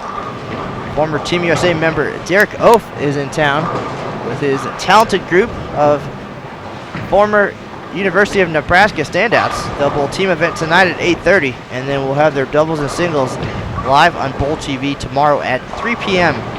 Eastern, 1 p.m. local time. So if you're nearby, definitely come check out those guys. They are collecting honor scores here at the Open Championships like souvenirs. A couple 300s in the group, an 800 not too long ago. And those guys ready to break through at any time. Hopefully we'll catch that on Bowl TV. But if you want to check out the rest of the schedule, you can visit the Open Championships page, bowl.com/openchamp. Click on the information tab, and you'll see our whole schedule for the 2015 Open and Women's Championships. So a lot of great teams coming through. Next one on the 20th, Adam Barta, recent Guinness World Record holder. Barta Nation. Most pins knocked down by an individual in 1 hour. And we'll see those guys coming to town the next couple days. So looking forward to that and more. I hope he gets on the live stream, because I want to hear what that was like. I've read all about it in the articles that were written. It's just a fantastic honor to one of the nicest human beings on the face of the earth. I get a chance to see Adam a couple times a year. We go to Ohio to bowl the Proprietors Cup here in June, and then usually I try to catch him in in February for the TNBA Singles Classic. But you want to talk about a great ambassador for the sport of bowling and the charity work and stuff that he does. It's just he's just fantastic, and it couldn't happen to a nicer guy. For someone to want to try to achieve that record, he deserves every bit of it.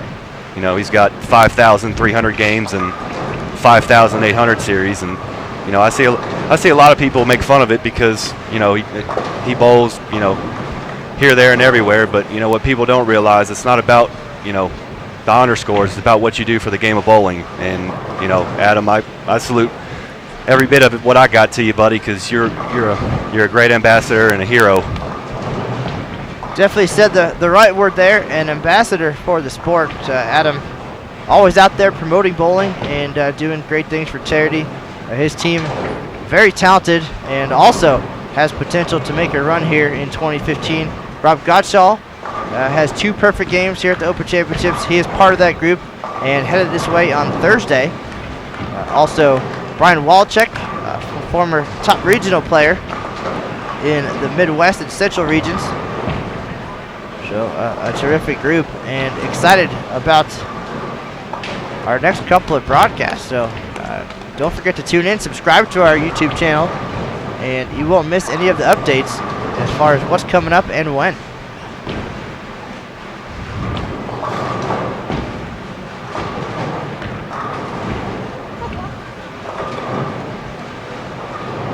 So things slowing down a little bit here for Artistic Expressions late in game 2. And we've talked a little bit about transition. We saw it in person just last week, bowling with Leverage Pro Shop, making a nice run through 2 games and then hitting that transition early in game 3. Recovered nicely in the back half of the game to move into the top 5 with 32-11. But they definitely got caught up in it. And Coach K Scholarship the very next day had a rough 9th and 10th frame to fall a little bit short. But with this Kegel Ice Oil that we introduced back in 2013, everything you know about transition changed. Basically, teams were trying to anticipate when that was going to happen and trying to stay ahead of the moves, and maybe tripped up a little bit with the delay. With that ice oil, it holds up a little bit longer, transitions later, and at that point, if you're missing it, not much time to recover. So either jump back where you were, or grind it out until things open up for you. But Ryan, you've seen enough team games, team events so far this week. Is there kind of a defined time where that happens, or is it more based on where you guys start as a group and how you break the lanes down? I think it has to do with how you break the lanes down. I'll say it earlier and I said it again, that if you start too far left, in my opinion, I think that's what these guys kind of did. I'm starting to see the oil push a little bit right, and some of these guys' balls are, wiggling down lane, and they're forced to make a move they might not necessarily want to make, but, they know what they're doing. It's obvious, but as you touched on it briefly a minute ago, that ice oil is just, it's no joke. I mean, it's just, it's tough stuff.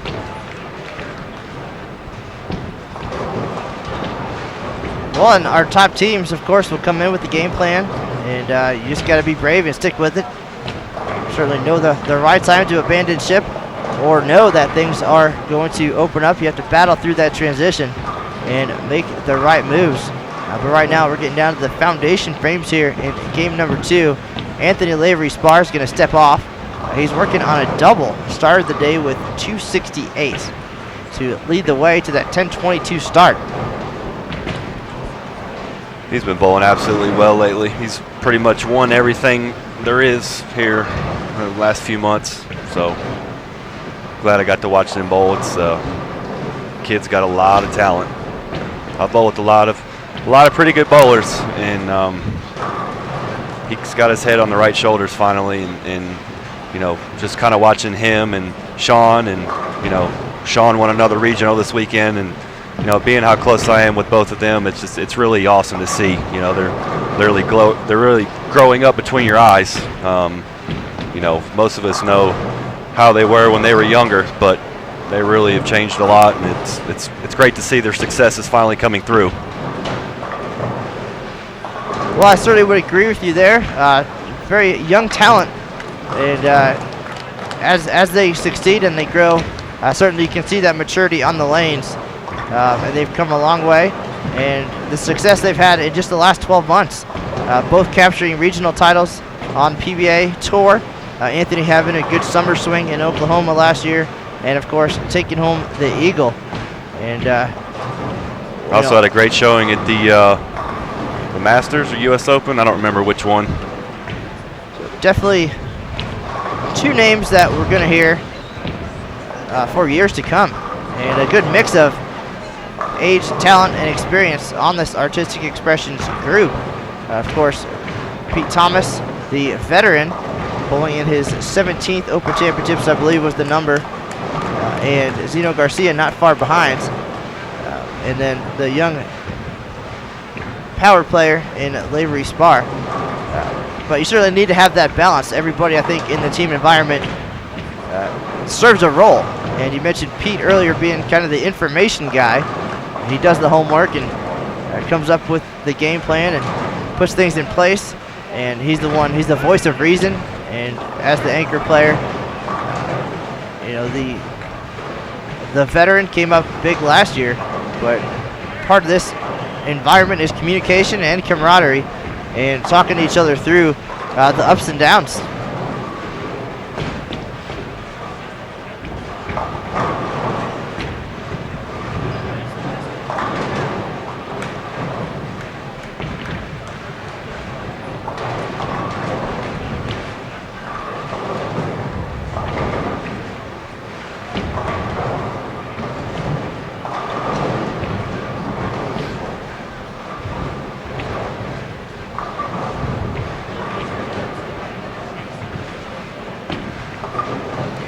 As you can see, there's really no forgiveness in this pattern. You miss less than half a board right, it's out the window, and you miss in, and you pay for it. So, you know, it gives everybody an idea. You gotta make your shots, because you will not leave anything you can spare, I can assure you that.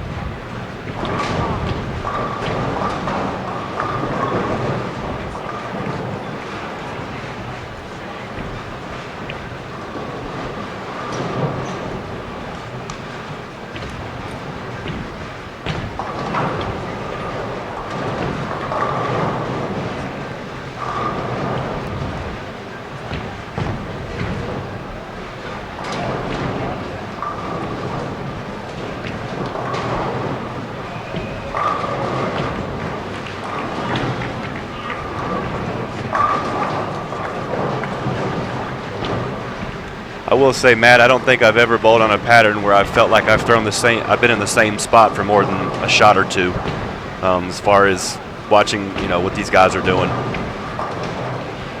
I feel like you have to move literally every other shot to stay up with it, or you're going to be behind. They're that hard. Well, you're definitely speaking a foreign language to me, being a left-hander. You don't count. This year I'll be the only one in our group. So if the look is there to start, hopefully it stays there. If it's not, I'm in trouble, I think. We haven't seen a whole lot of left-handers on our live streams so far in 2015. It'll be interesting when the Scroggins come here with their two lefty their two lefty teams. That's going to be fun to watch. That's definitely the opposite end of the spectrum. That many left-handers on a pair, they're going to see the transition and the changes, and certainly something that we're not used to. So I'm very curious about how they are preparing for that and how they're going to fare on the tournament lanes. And you see Lavery-Spahr there in the 10th with the Greek Church. So the middle of the game for him not too bad, but the ends have him in a bit of a predicament here in game 2.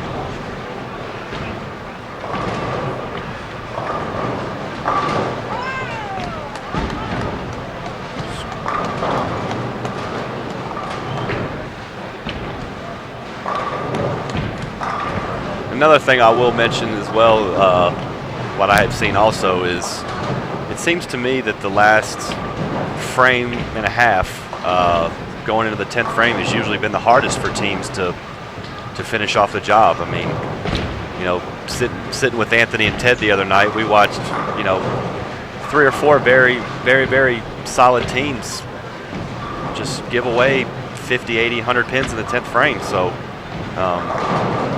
you know, as we know, it's a 10-frame game, but you know, this is where you have opportunity to really close out and make a big run at a good game. But I've just seen it so many times this week, and here we go again with, you know, Anthony not sparing the Greek church, and you know, Jimmy here with the 2-8-10. You know, they're gonna have a really good chance to turn a 1080 to a 940 or 50 here. So ball surface is everything, and goes back to how you break them down in practice. If you start too far left, you're going to pay for it, and then you're just going to be in no man's land. You know, and I see that with everybody here. So as you guys are coming in and haven't bowled, put that in your minds. Make your spares and just execute to the best you can, because it's literally impossible to make a perfect shot out here. Well, the defending champs with a bit of an uphill climb here after a 10-22 start. Not a bad start, but definitely work to do if they're going to get to 33-59 and catch Junior Team USA support and at least have a chance at back-to-back titles. But the 10th frame here of game number 2, we saw Lavery-Spahr go high and leave the Greek church. McMartin going light for the 2-8-10. But Garcia stepping up, working on an open frame. We'll see what, if anything, they talked about prior to Xeno getting up in the 10th.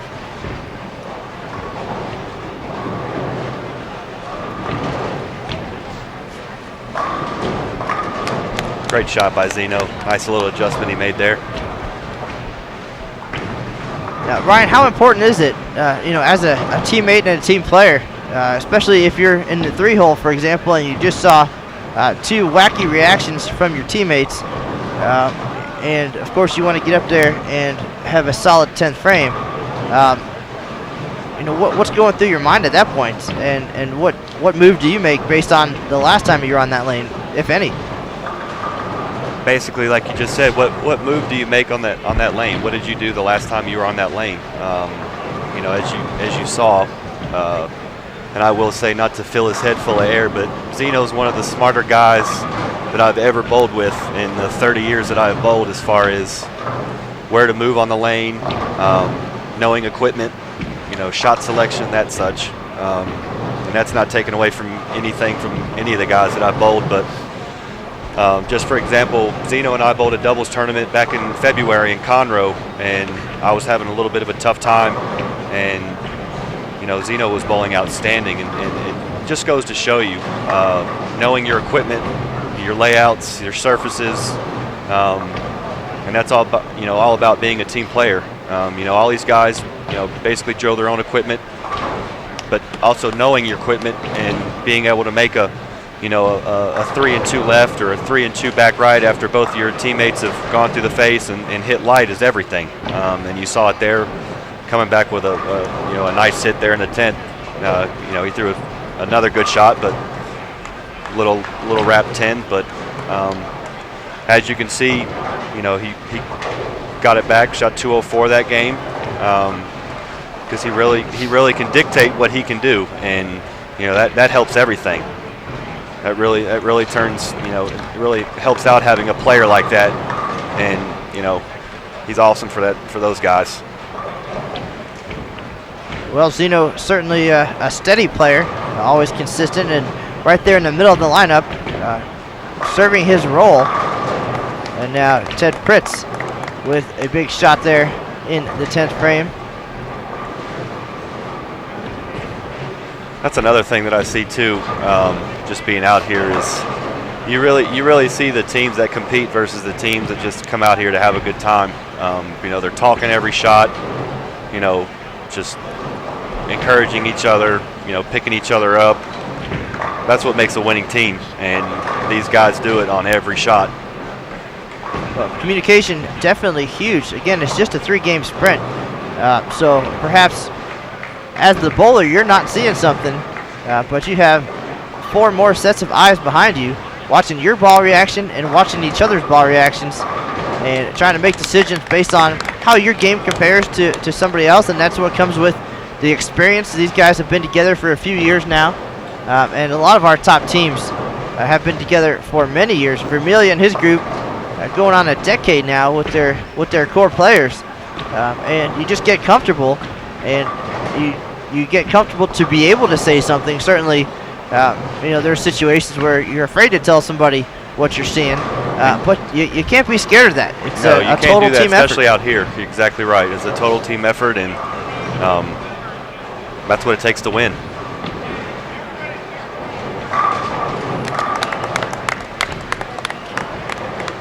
So Pritts stepping up big in the 10th.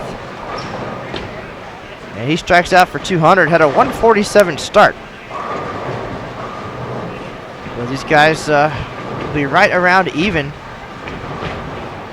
And Pete's going to take a re-rack.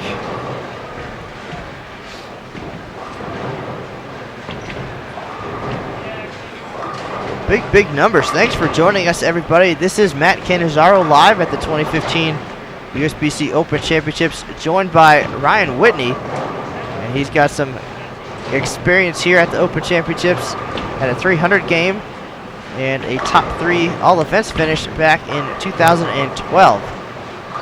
And his group on the live stream last year, and you'll see them back in the venue this week. And of course, should they find success once again, we'll have that for you on our social media outlets, the official Open and Women's Championships Facebook page, and on bowl.com. Pete Thomas looks baffled on that shot. Hard to tell what ball that was, but he got half the pins working on a strike, so not losing any count there. Big old half. Yeah, Pete hadn't had a whole lot of fun this week. I got a chance to bowl with him at the BJ a couple of times, and just watching everything and just hearing his insights. He wasn't so worried about what everybody else was going to shoot. It was more him, and you don't really hear that too often from a player of his caliber, because he's won about everything there is to win on the earth. So unfortunately, chops the 5 out of that, or I should say leaves the 5 out of that, but he hadn't had a whole lot of fun this week. So a 9:52 finish for the defending champs. We'll get a calculation here and see what it will take.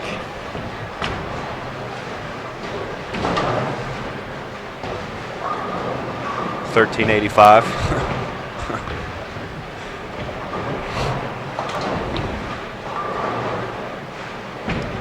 So they had 3 huge games last year. Took home the title, 1255, 1188, and 1277. But you're absolutely right, 1385 to even get a share of the lead here in 2015. So a tall task. The highest game in tournament history, 1318, bowled last year by Terry Rohr and Zeke Bate, Kent Wagner, J.R. Raymond, and George Palumbo.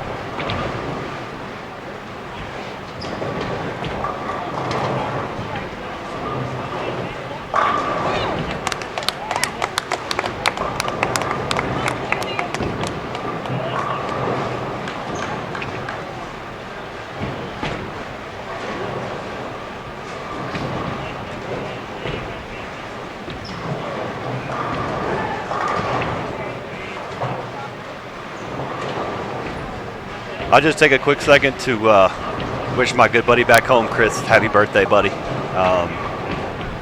Want to make sure that Sarah got that shout out. sorry I can't be there with you, but we'll make sure to celebrate this week. I look forward to seeing you guys for sure. Be fun as always. Great shot by Jimmy McMartin. Looked like he switched to a maybe an IQ tour. Moved a couple boards right there, but it was a great shot.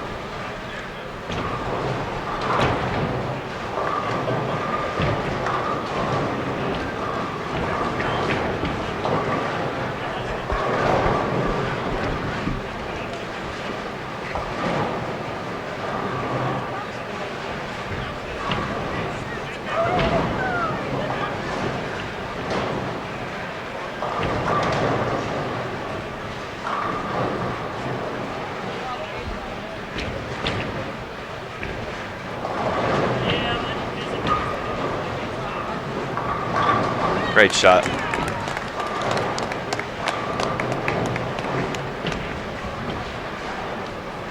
All right, folks, game 3 underway, and the defending champs 3 for 3. Again, they need 1385, so mathematically still possible. It's certainly a huge, huge challenge if they're going to find their way back to the top of the leaderboards. The Aaron Smith update, 193 and 200 for Mr. Smith. And a spare double here in game 3.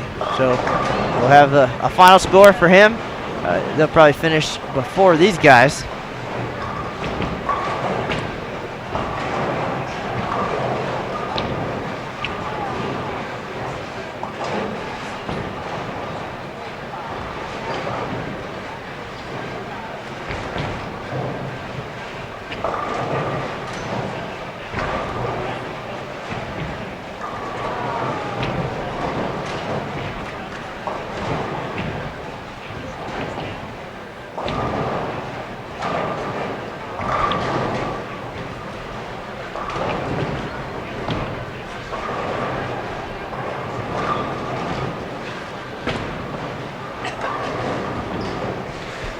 Matt, question for you. Yes, sir. What's it like being the only lefty on your team? Do you find that's an advantage or a disadvantage for you because it takes a little longer to break down the pattern on your side? Or do you feel like it helps you personally because you can have your little area rather than 8 or 9 guys being in the same spot you are? Well, I think some years, just depending what the pattern's going to yield. I can tell you last year there were 2 of us, and my scores improved quite a bit. Perhaps it was just the caliber of players I was surrounded by too, and hard to tell. In the past, I have been the only lefty. Also, the possibility that I'm just not very good. So hard to tell if it's just poor bowling and execution, or the lack of breakdown. I can tell you a couple of years ago, a couple of our righties struggled early, and then the lanes did open up, of course, with the added traffic.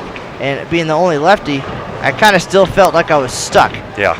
I had that reaction that was either going to give me a 3-pin or a 7-pin or a 6-pin. There was no in between. I feel like I was throwing it okay, but it was a little bit of an over-under, and I just couldn't seem to make the right move. I was close, couldn't knock all 10 pins down. But a big move meant a big split. Yeah. So you have to decide then, are you going to be brave and make the big move, or are you going to just stay where you are around the pocket and go 3-pin, 7-pin, 3-pin, 7-pin, and hope that they don't stand at the same time, or that eventually they start to fall down. So we'll see this year, going back to being the only lefty. Certainly Mr. McNeil is one who comes to mind, and they have 3 in their group for team event. And on their doubles and singles pair, they work very well together and complement each other, and you certainly see that in the scores that he's put up in recent years since joining that group. So I think having 1 or 2, maybe 3, is good. It helps blend the pattern a little bit and then open things up. Right. Any more than that, we might get confused. So just something that we're not used to. But Ryan, while we had this opportunity, Mr. Oaf is nearby. I just wanted to get him on and chat with him for a minute before he heads back to the squad room. We certainly appreciate all your insights so far. We'll have you come on again as we wind down in game number 3 here. and once Derek is back in the squad room. So sit tight. We appreciate your time. Absolutely. And, appreciate you having me on, and I look forward to being back on. All right, Ryan Whitney, we'll talk to you in a few minutes. And now we're going to make room for Derek Oaf.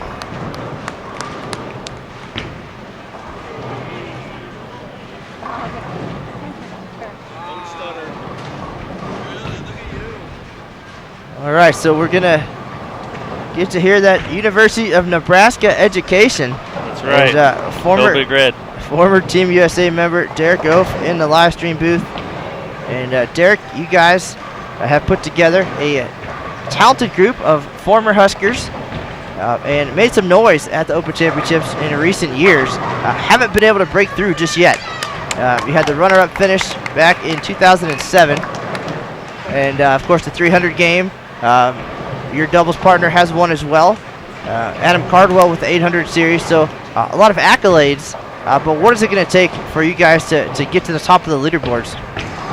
Yeah, we've had a lot of success, a lot of individual success as well as team. For us, it's just about we come out here, have a good time, try and stay loose, make good shots. We always have a game plan coming in. We don't unfortunately live across the country now, so we don't get to see each other as often.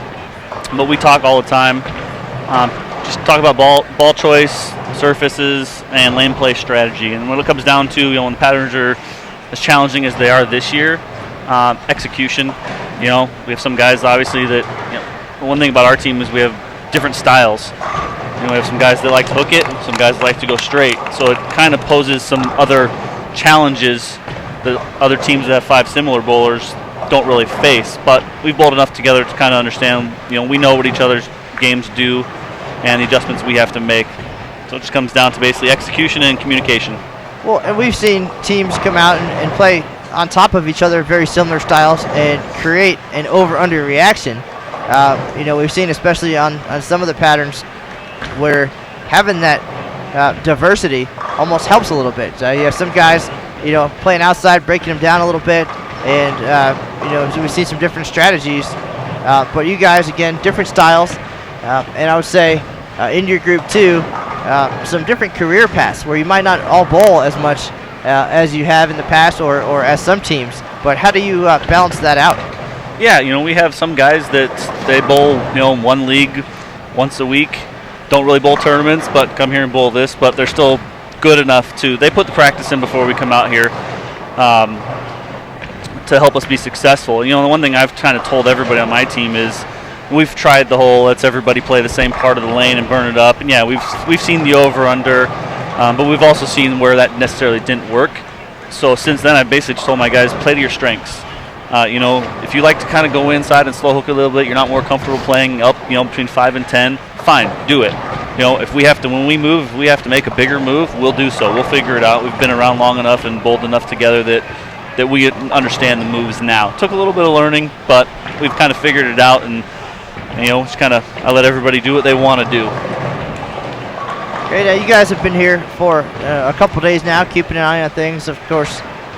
Most likely taking advantage of the showcase lanes and the Bowlers Journal Championships. Did you guys have a team session on the team pattern at the showcase lanes? And if so, how did that help you come up with a game plan? Yeah, we bowled this morning on the practice session lanes. And, just kind of we did what we've done the last couple of years is I set a timer on my phone for 10 minutes and I tell everybody, all right, just try and throw shots, especially this year with the pattern being the way it is, try and throw shots a little bit to the right. As far right as you can, as far as you're comfortable doing, so we can break it down. And I tell everybody, don't shoot spares the first 10 minutes. We're going to try and simulate exactly what we're going to see out here. So we did that, and then after 10 minutes, we set 2 lineups and I make everybody shoot all their spares to try and simulate how the lanes are going to break down and transition after a game and a half or so. So we did that out there today, and they were definitely hard. It's hard to say how close the practice session pair will play out here the last couple of years. 1 year I thought they were really close. 1 year they were close, but I think you had to use I'd use more aggressive stuff. And the one thing about that, for anybody that's listening, we bowled on 9 and 10, and lane 10 was a lot tighter than lane 9. So it's kind of one of those things where you're going to have to see out here, okay, is it going to play closer to lane 9 or lane 10, and then make the adjustments accordingly. All right, so I have no doubt that you've done your homework prior to coming to El Paso. But did that practice session change the plan at all, or change what you guys were thinking? No, and this year's going to be it's going to be kind of interesting because we actually had to pick up some sub-board bowlers because I had a couple guys on my team couldn't make it for various reasons, had a couple family emergencies. So 3 people we've never even bowled with before. And I just kind of told them the same thing in practice session, just, try and stay as far right as you can and do what you can. And, they have different styles. So it didn't really change anything that we're going to do. We're going to try and do that and go from there. All right, one of your other former teammates, Chad Oakes, bowled the first 300 game of this year's event. He was the singles leader up until a few hours ago. Had a big single set, 772. Did he have any advice for you guys about coming out here a couple weeks after him? Not really. I didn't really talk to him a whole lot. After he bowled 300, I sent him a text and congratulated him. Told him it was an awesome accomplishment, and he just basically said good luck and you guys do fine out there. So we really actually didn't talk a whole lot of strategy with him. All right, well, you did have the opportunity today to come out and see the defending champions on the lanes. They're out there right now, Game 3 underway. They need 1385 coming into Game 3 for a chance at the lead. Probably not realistic, but you were able to see how they were playing the lanes, and knowing that they shot 3,700 last year, took home the title with the highest score in history. 5 great bowlers individually, and now really coming together and meshing as a team. But any notes taken during the last game and a half or 2 games of what these guys have done and kind of how that might help you guys tonight? Yeah, I came here early to watch them. I wanted to watch them practice, see what their strategy was, because their team is kind of similar to ours. They have 5 pretty different styles. A couple of them like to play lanes the same way, but then you got a couple like Pritts. He's a lot straighter up the lane, and similar to our team, kind of does the same thing.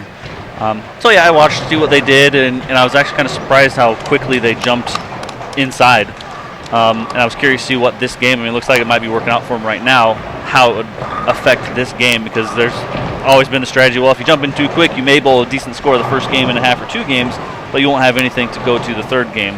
So actually, it's kind of maybe helped us, because if that turns out not to be true, it may be an indication that we can jump in faster than we think.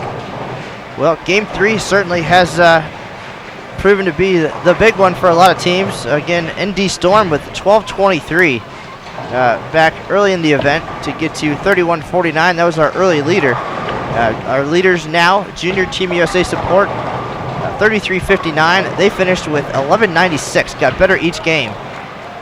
And again, a lot of teams, their strategy often is to kind of grind out the first game or so, get comfortable, open the lanes up a little bit, knowing that it will yield higher scores later in the day, but also the possibility of having a good look early, and that could hurt you later. So with just 3 games, the sprint, a lot of strategy involved, and it, of course, could make it or break it. And once it's going, you can't change it, you can't take it back. That's true. It is hard to commit to staying right, especially if you're not comfortable with your ball reaction or not liking what you see. It's really hard to stay out there and try and grind it out, because it's easy to 210 or big 4, and your natural instinct is, man, I maybe need to make a big move or ball change. The one thing I've talked about with my team is, instead of jumping in, maybe try staying in that same spot and just ball changing, balling down or getting something that's maybe earlier or smoother, whatever you have to do to try and keep your angles tighter and straighter. All right, so now with you guys coming from different parts of the country, and now you being from the Madison, Wisconsin area, some great players and great leagues and different opportunities up in that area, but of course, real life also taking some of your time. What have you personally done to prepare for this year's event? Yeah, I'm lucky enough to, in Madison, there's a lot of good bowlers up there, and lucky enough the centers are pretty good about putting out the patterns. We have one center that'll put it out every single Monday night, and you can bowl on it for a couple hours. And then another center that I bowl league at are, lucky enough if I really just ask them, they've been putting out both patterns for me to come practice on, as long as they have open lanes available. So I've taken advantage of that a few times. Talked to some of the guys in my league that have already came out here and bowled and had some success. So just things like that. Looking, the practice sessions, I try different balls, different parts of the lane, just kind of get an idea of maybe at least where to start out here. So when I get out here, I have a starting point. All right, folks, you're listening to Matt Cannizzaro and former Team USA member Derek Oaf, 2008 World Cup champ, has the 300 game here at the Open Championships and a couple top 5 finishes as well. And they'll be on the lanes later tonight. You can find them on the live scoring app, X Bowling. But right now we're watching Artistic Expressions 1 of Oklahoma City, the defending team champion here at the Open Championships. 10-22 start, not a bad first game. Just looking at the top 10, only 4 teams prior to that breaking the 1,000 mark in game 1 out of the top 10. Game 2, a little bit of a struggle. 10th frame transition gave them a little bit of a confusing reaction, I think. They finished with 952, and now piling on the strikes here in game number 3, looking for a big finish. And last year they finished with 1277 to get them to the first 3,700 in tournament history. But Derek, what are you seeing happening here from the confusion in the 10th frame of game 2 to what we're seeing now?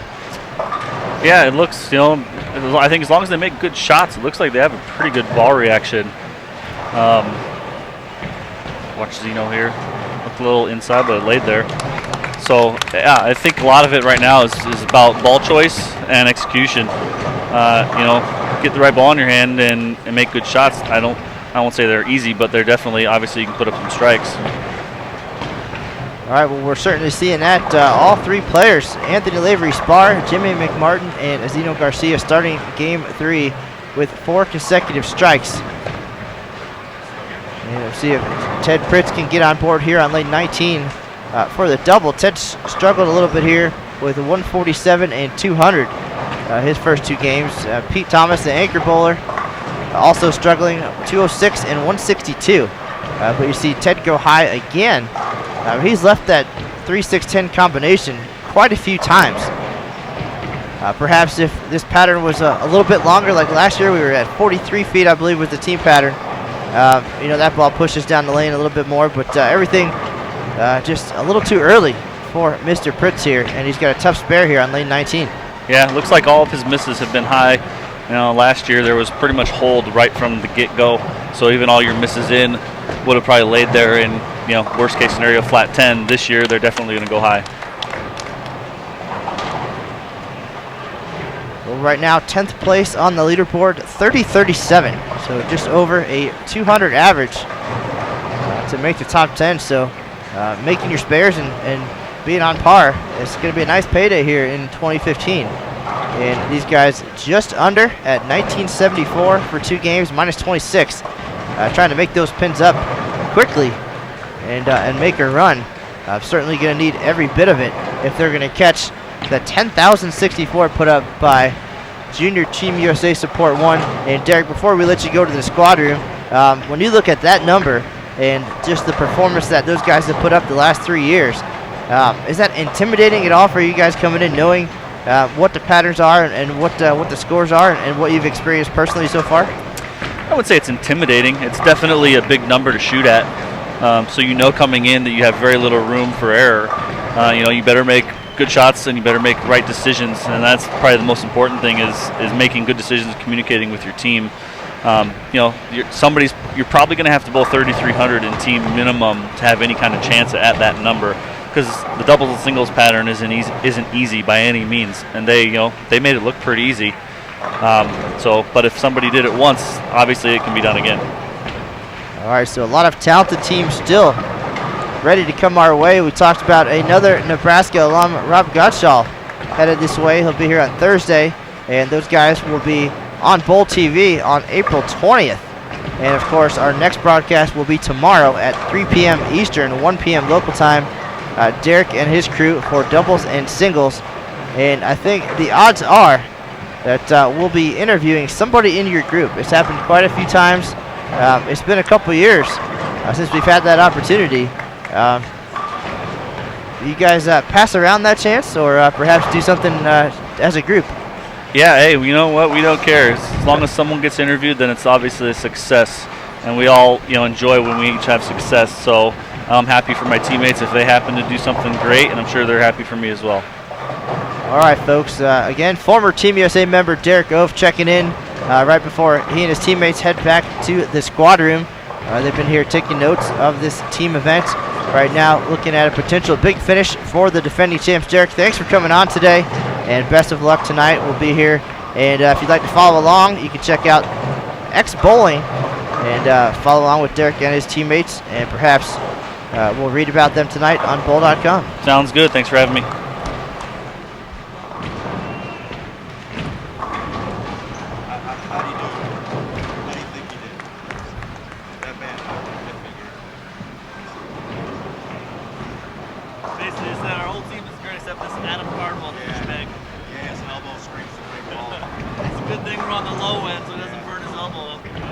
All right, so Anthony Lavery-Spahr, perfect through 4, leaves the 7-pin in the 5th frame here. So we're not going to see a new team leader here today, but certainly the defending champs looking to finish strong and get a good head start for doubles and singles tomorrow. And a lot of big names checking in here. Tom Hess, Mark London. We got a message from Bo Gergen, our record holder here at the Open Championship. Shot 862 on the way to the regular singles title back in 2009. So a big crowd online and in person. Thanks for joining us. A lot of great questions and discussion today. And a lot of excitement around this broadcast. Certainly a good barometer to see how last year's champions perform on this year's laning conditions.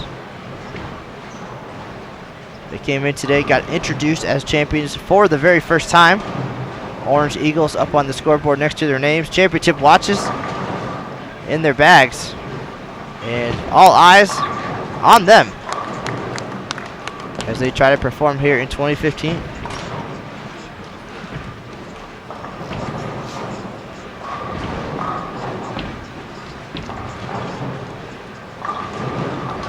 And we'll have a recap of their performance later tonight, along with the details of our new singles leader.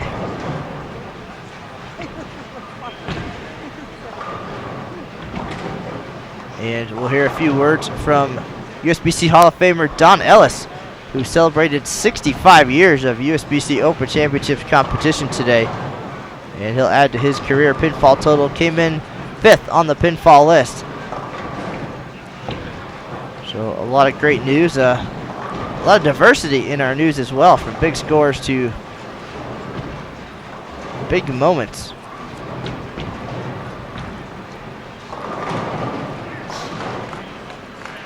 Artistic Expressions 2, we haven't talked too much about those guys.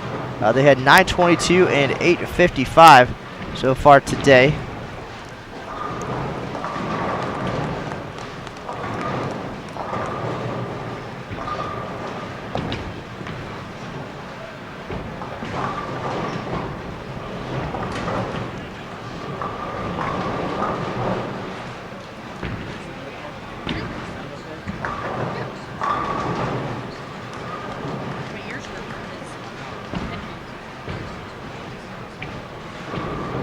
Our new singles leader, Scott Endersby from Waite Park, Minnesota, 785. Threw some clutch shots down the stretch in game number 3 to finish with 279 and sneak past Chad Oakes, who previously led with 772.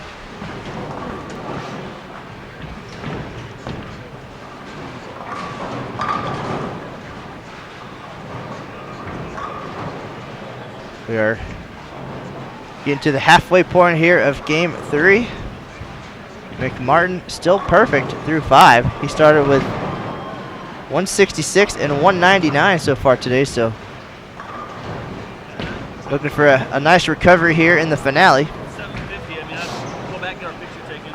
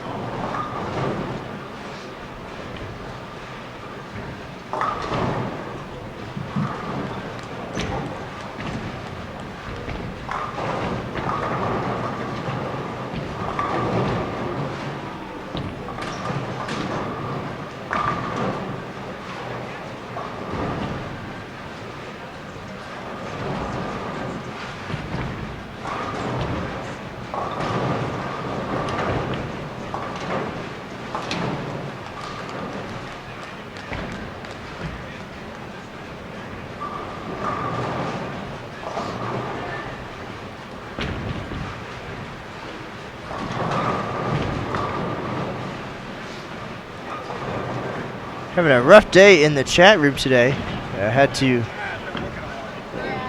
get rid of a few folks. Remember, let's keep it clean. We're here to watch bowling and watch some terrific players bowl at this great event. But let's not ruin it.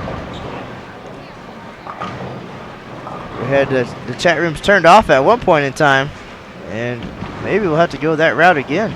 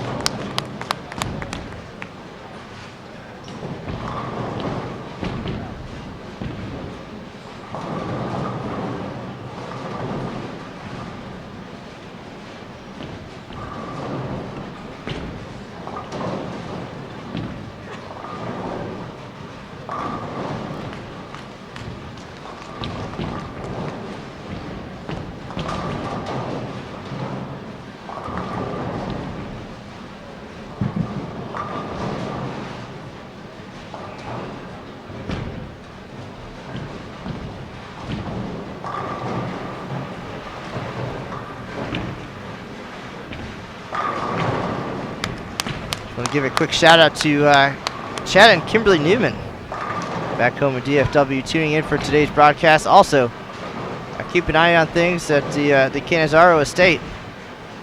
So thanks for that. Thanks for being here today to watch some great local players try to make some noise here in 2015. Aaron Smith getting ready to wrap things up. Looks like he's getting a little bit tired here. And he can throw 3 in the 10th for 175. But certainly a nice performance from Mr. Smith.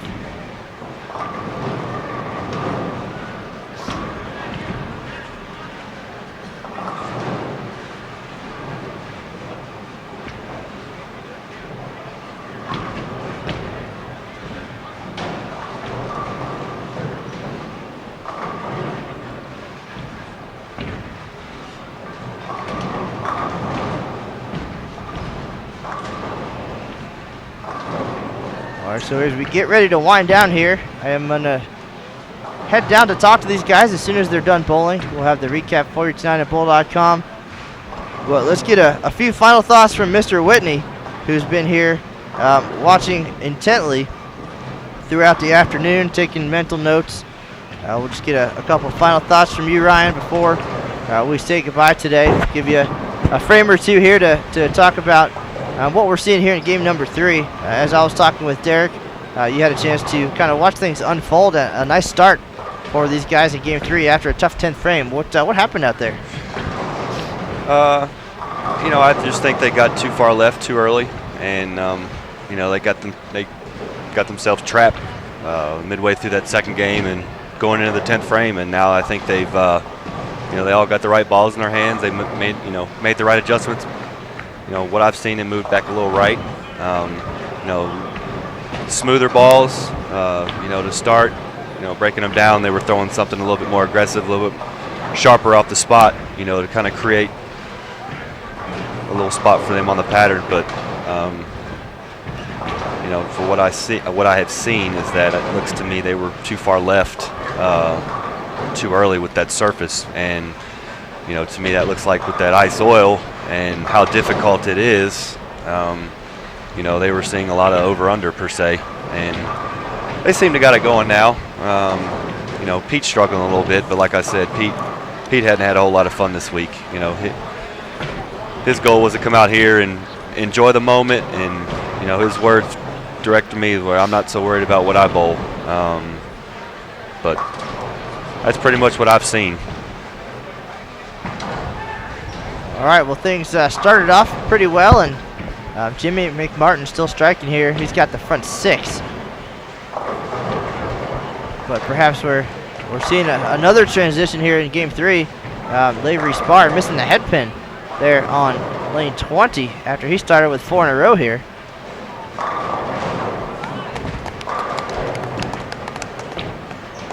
But definitely good communication on this team. Certainly, I would imagine a little bit of frustration, especially you mentioned as Pete not having the most fun out there today. 206, 162. Ted Pritts, 147, 200. Jimmy McMartin, 166, 199. A little bit of a roller coaster for Lavery-Spahr, 268, 187. And Xeno doing what Xeno does, slow and steady, 235, 204. And he's bowling well here in game 3 in the middle of the lineup. But that's what being on team is all about, riding out the highs and the lows. Not getting too down and picking each other up. And we'll see if these guys can do that and pick each other up for a strong finish.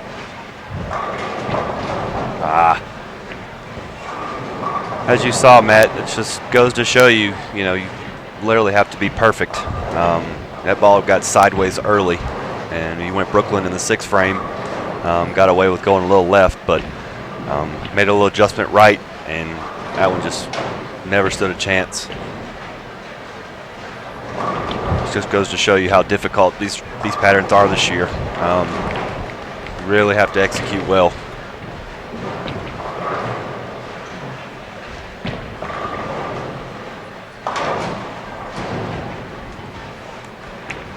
All right, so the run comes to an end for Jimmy at 6 in a row. And Xeno, he's got 5 out of 6 so far. Trying to keep things on track here. Again, team leader, 33-59, gonna be safe. Junior Team USA Support 1. And we've had 3 teams clear the 3,200 mark, but right now to get into the top 10, just plus 37. 30-37.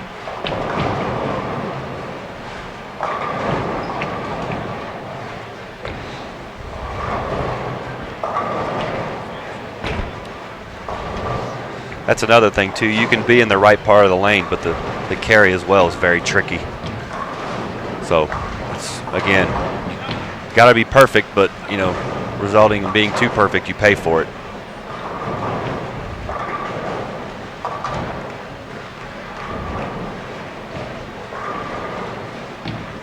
Well, some of the squad already wrapping up here. We've got another team event coming up at 8:30. So once these guys are done, the lanes will be re-oiled. And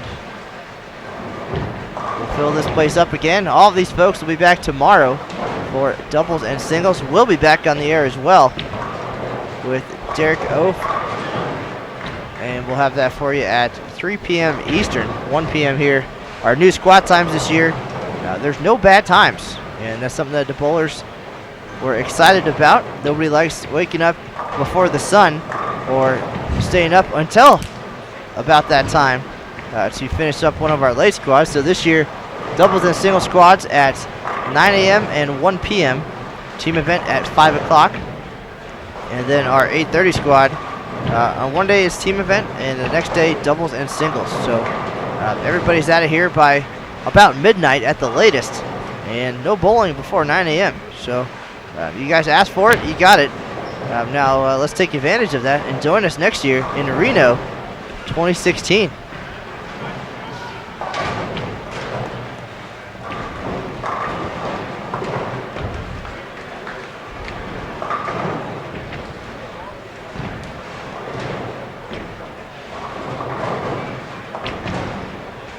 Our crowd's still going strong online. Thanks everybody for sticking with us here.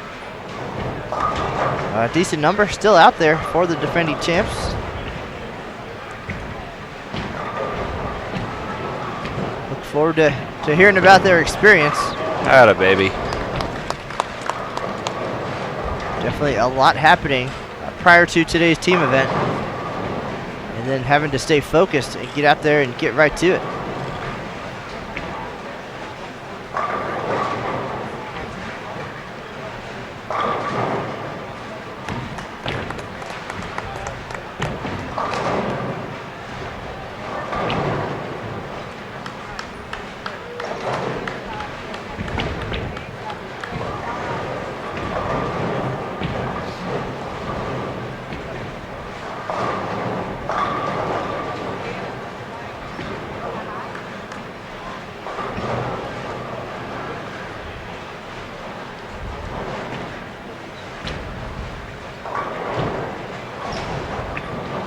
Aaron Smith is wrapping things up in his team event. He is doubled in the final frame. He's up on the approach now. Got himself a new pair of shoes for this year's event, so clearly that is the difference as he finishes with 171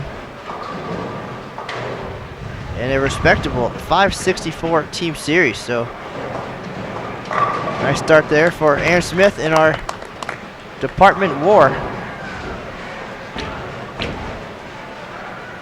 And he'll be back on the lanes tomorrow for doubles and singles before heading to Wichita, Kansas for the USBC and X-Bowling Intercollegiate Team and Singles Championship. So a lot happening around the country this week and on Bowl TV. So check out bowl.com/livestream to see what's what. Lucas Wiseman on the road already, bringing you some of that action earlier today. We're taking a break here for the Open Championships, and just a lot happening. So if you like watching bowling, this is a great week for that. Bowling is alive.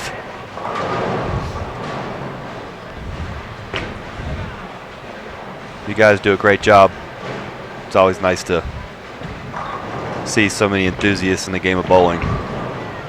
You know, I know bowling probably will never be where it once was, but, you know, you guys do a great job of getting it to where it's, you know, the support's up. And, you know, I know this year the team participation overall is down.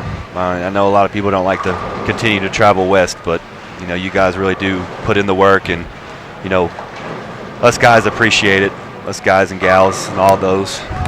You know, you guys do a great job. So, Matt, we appreciate it on our end, and, you know, we'll see you every year. Thank you, sir. Appreciate the kind words, and thanks for tuning in when you're not with us, and, of course, for joining us today in person, offering some insight and some strategy. Of course, you've had the opportunity to take a look at things from a fan perspective, and you guys will be on the lanes on Friday and Saturday.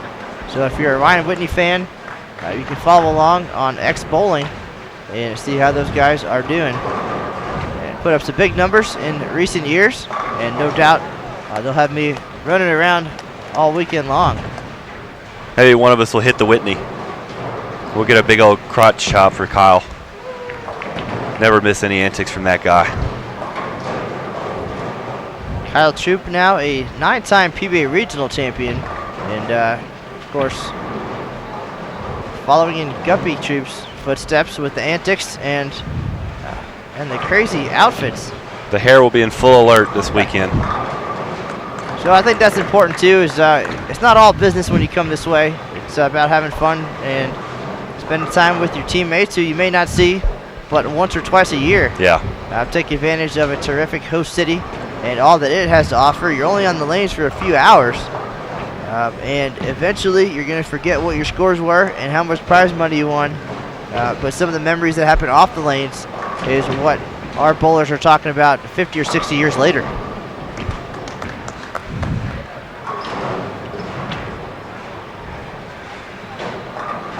I think that's the neat part about seeing some of these guys being out here for, you know, Mr. Smith, I think it was down there. Mr. Ellis, what was his name? John Ellis. John Ellis, there you go. 65 years. It's, you know, very rare you get to see, you know, someone accomplish a feat like that. You know, Mr. Lilliard, I know a lot of the Houston guys were out here that week, and getting to see that in person is pretty neat. But, you know, it just goes to show you that it's an awesome feat. Look forward to doing that one day if I make it that long. Well, aside from some big scores, we have had some terrific moments here in 2015. You mentioned Mr. Lillard, USBC Hall of Famer, 8-time titleist here at the Open Championships, and now the career pinfall leader. He came in with a bum knee and did a one-step approach and climbed his way to the top of the career pinfall list. 124,087 is his number, has averaged just under 200 for 68 consecutive years. And he was preceded by a week by Sylvester Thiel, the third bowler in history to compete for 70 years and 7 decades. That's twice as long as we've been alive. I don't think people realize is the accomplishment that Mr. Lilliard's, the feat he's accomplished, because all the changes in technology, the ball advancements, the oils, the lane conditions and that sort, and to average, just at 200 for that long of a time is just, I think that exemplifies the feat within itself.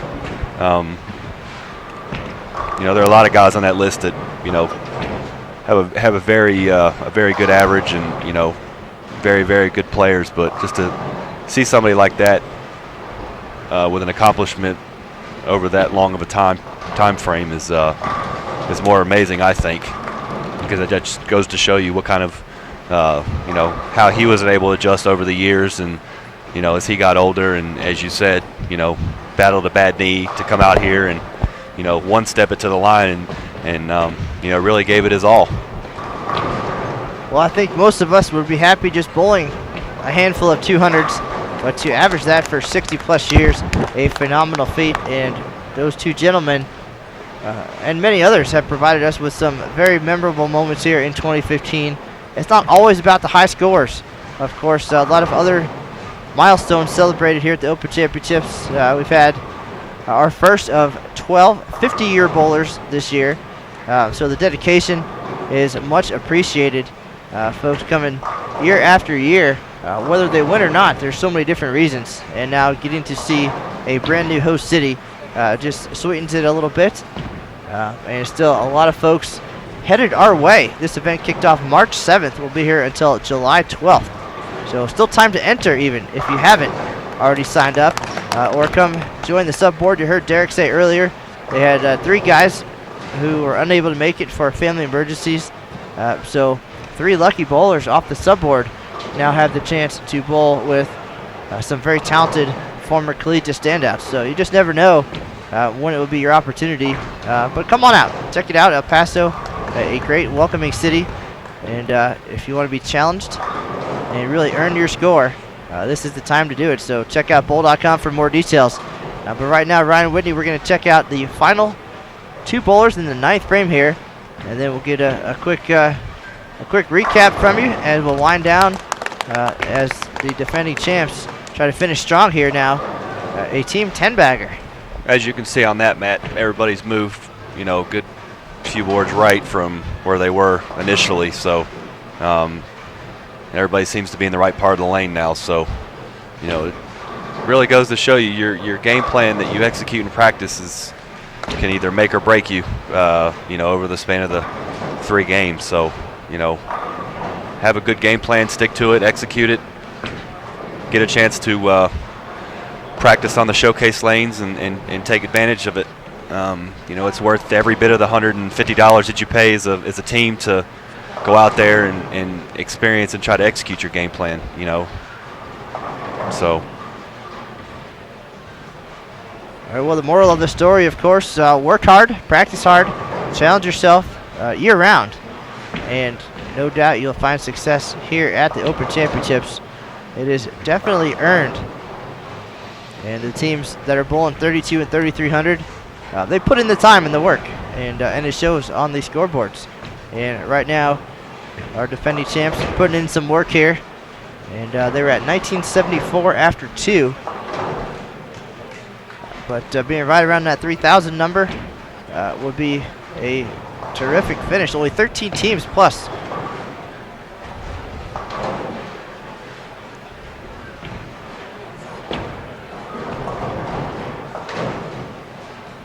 All right, as we get ready for the 10th frame here, Mr. Whitney, any final thoughts before we let you go? Safe travels to everybody. Just come out here, stay positive, don't beat yourself up. You know, I can speak for an advocate of that. You know, they're not easy. Come out here, stick to a game plan, work hard as a team, and just make sure you communicate. That's everything, especially in team bowling. That's the best part about bowling is having a team atmosphere and being on the biggest stage. All right, folks, there you have it. Ryan Whitney has found success here at the Open Championships, looking to do so again on Friday and Saturday. His team headed this way from the North Carolina area, and we'll have all their scores and details available on bowl.com, so follow along, check that out. Ryan, thanks for joining us today. Thanks for having me, Matt. I appreciate it, and look forward to always competing again this year. All right, well, good luck, good bowling, and safe travels home, and we'll talk to you soon. Thanks, buddy. All right, folks, so here we are, 10th frame underway. And we'll have the final tallies for you as things get wrapped up here. And then I'll go down and chat with our defending champs to get a few thoughts on today's performance.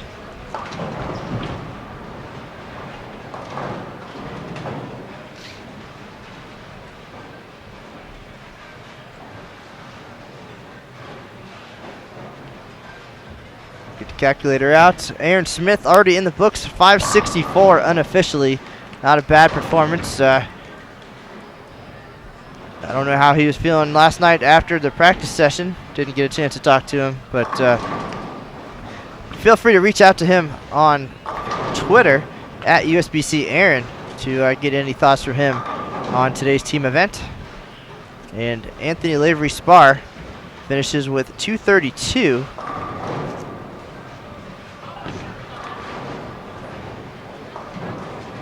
And he's got 687, so a little bit of a rough patch in game 2.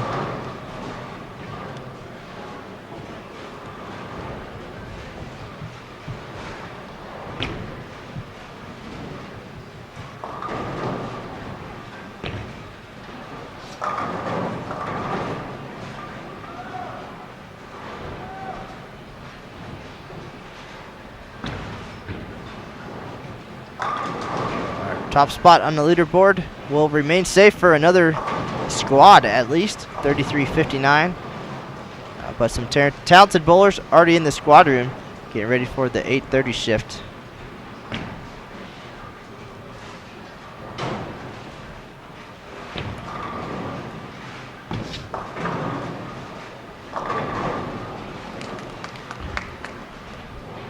Nice recovery for Jimmy McMartin, had 166 and 199. All scores unofficial, of course. We'll have the final tallies for you on bowl.com later tonight.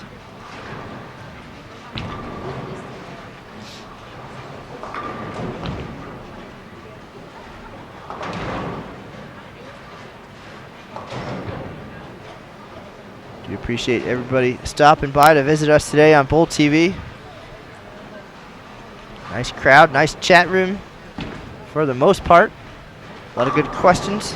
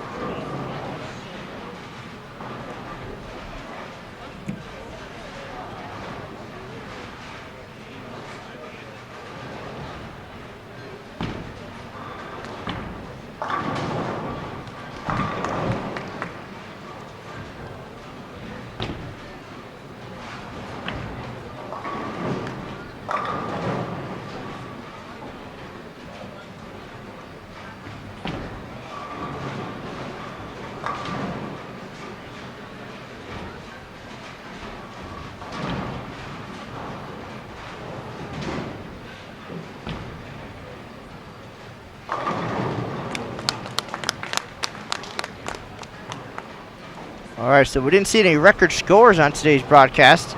But I think we set a record for chat room visitors banned in a single broadcast.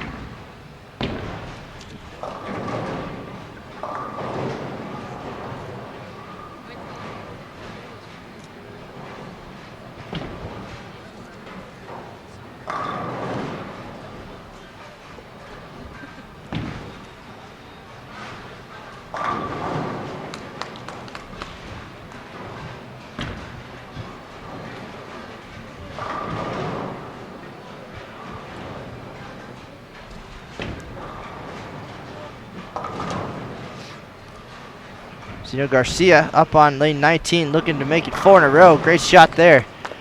Again, he's been quiet and steady for his team here in 2015.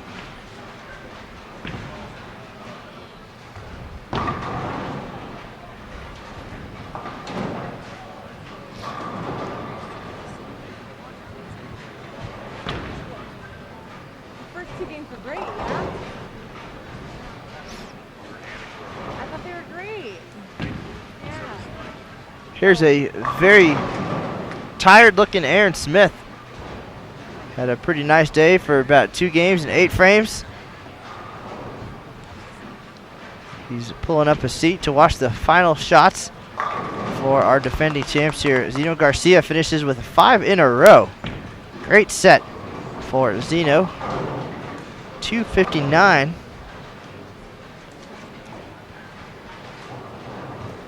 .698 to lead the way for the defending champions.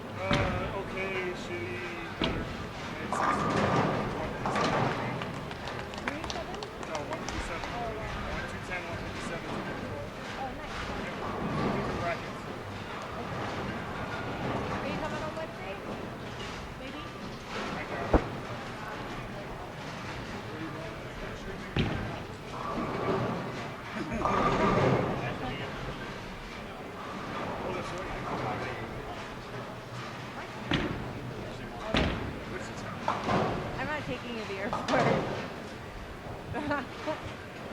Brady's not that good. All right, Ted Pritts, final shot here of the 2015 team event. Leaves the 7, finishes with 193.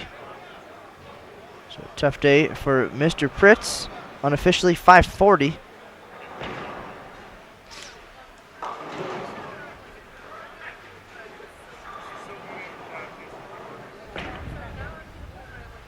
Pete Thomas going to step up and finish things up for Artistic Expressions 1.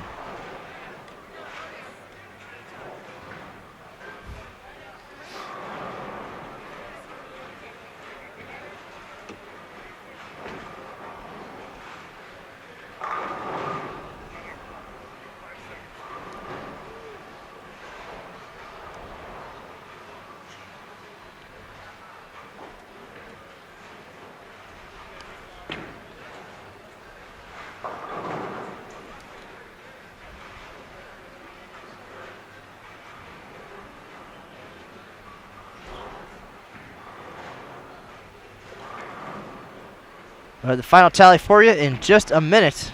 Already over that 3,000 number and into the top 10. So you got to be satisfied with that performance. Coming in with all the excitement and pressures. Of course, the targets on their backs. All sounds very cliche, but imagine walking down center aisle anyway. That's the butterfly goosebump moment. And then to do it as the defending champs. Can't imagine what that's like, but we'll hear about that in just a few minutes.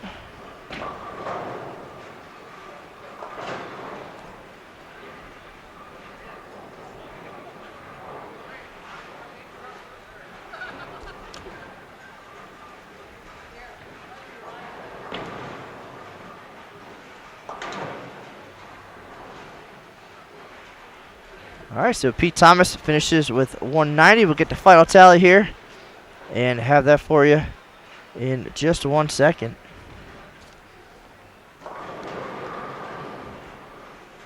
$11.14 finish. Gotta feel really good about that. So we'll get the rundown from the top. We didn't talk much about them today. Artistic Expressions 2.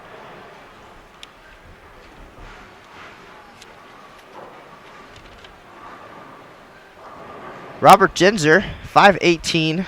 Charles McLean, 600 on the nose. Glenn Armstrong, 573. Tim Helms, 531. And Maurice Heston, 604 for 28-26. And the defending champs, Anthony Lavery-Spahr, bookend big games, 687. Jimmy McMartin, big finish, 605. Xeno Garcia, slow and steady, 698. Ted Pritts, 540. And Pete Thomas, 558 for 30-88. Very respectable title defense, and those guys will move into 7th place, plus 88. So not a bad day for the defending champs. We'll go downstairs and hear from them in just a minute. Thanks for joining us, folks, today. A great live stream in the chat room and some terrific guests. We'll see you tomorrow at 3 p.m. Eastern, 1 p.m. local time for Derek O, former Team USA member, and hopefully another exciting score-filled broadcast. So thanks for joining us. That's the news for now. We'll see you on the lanes.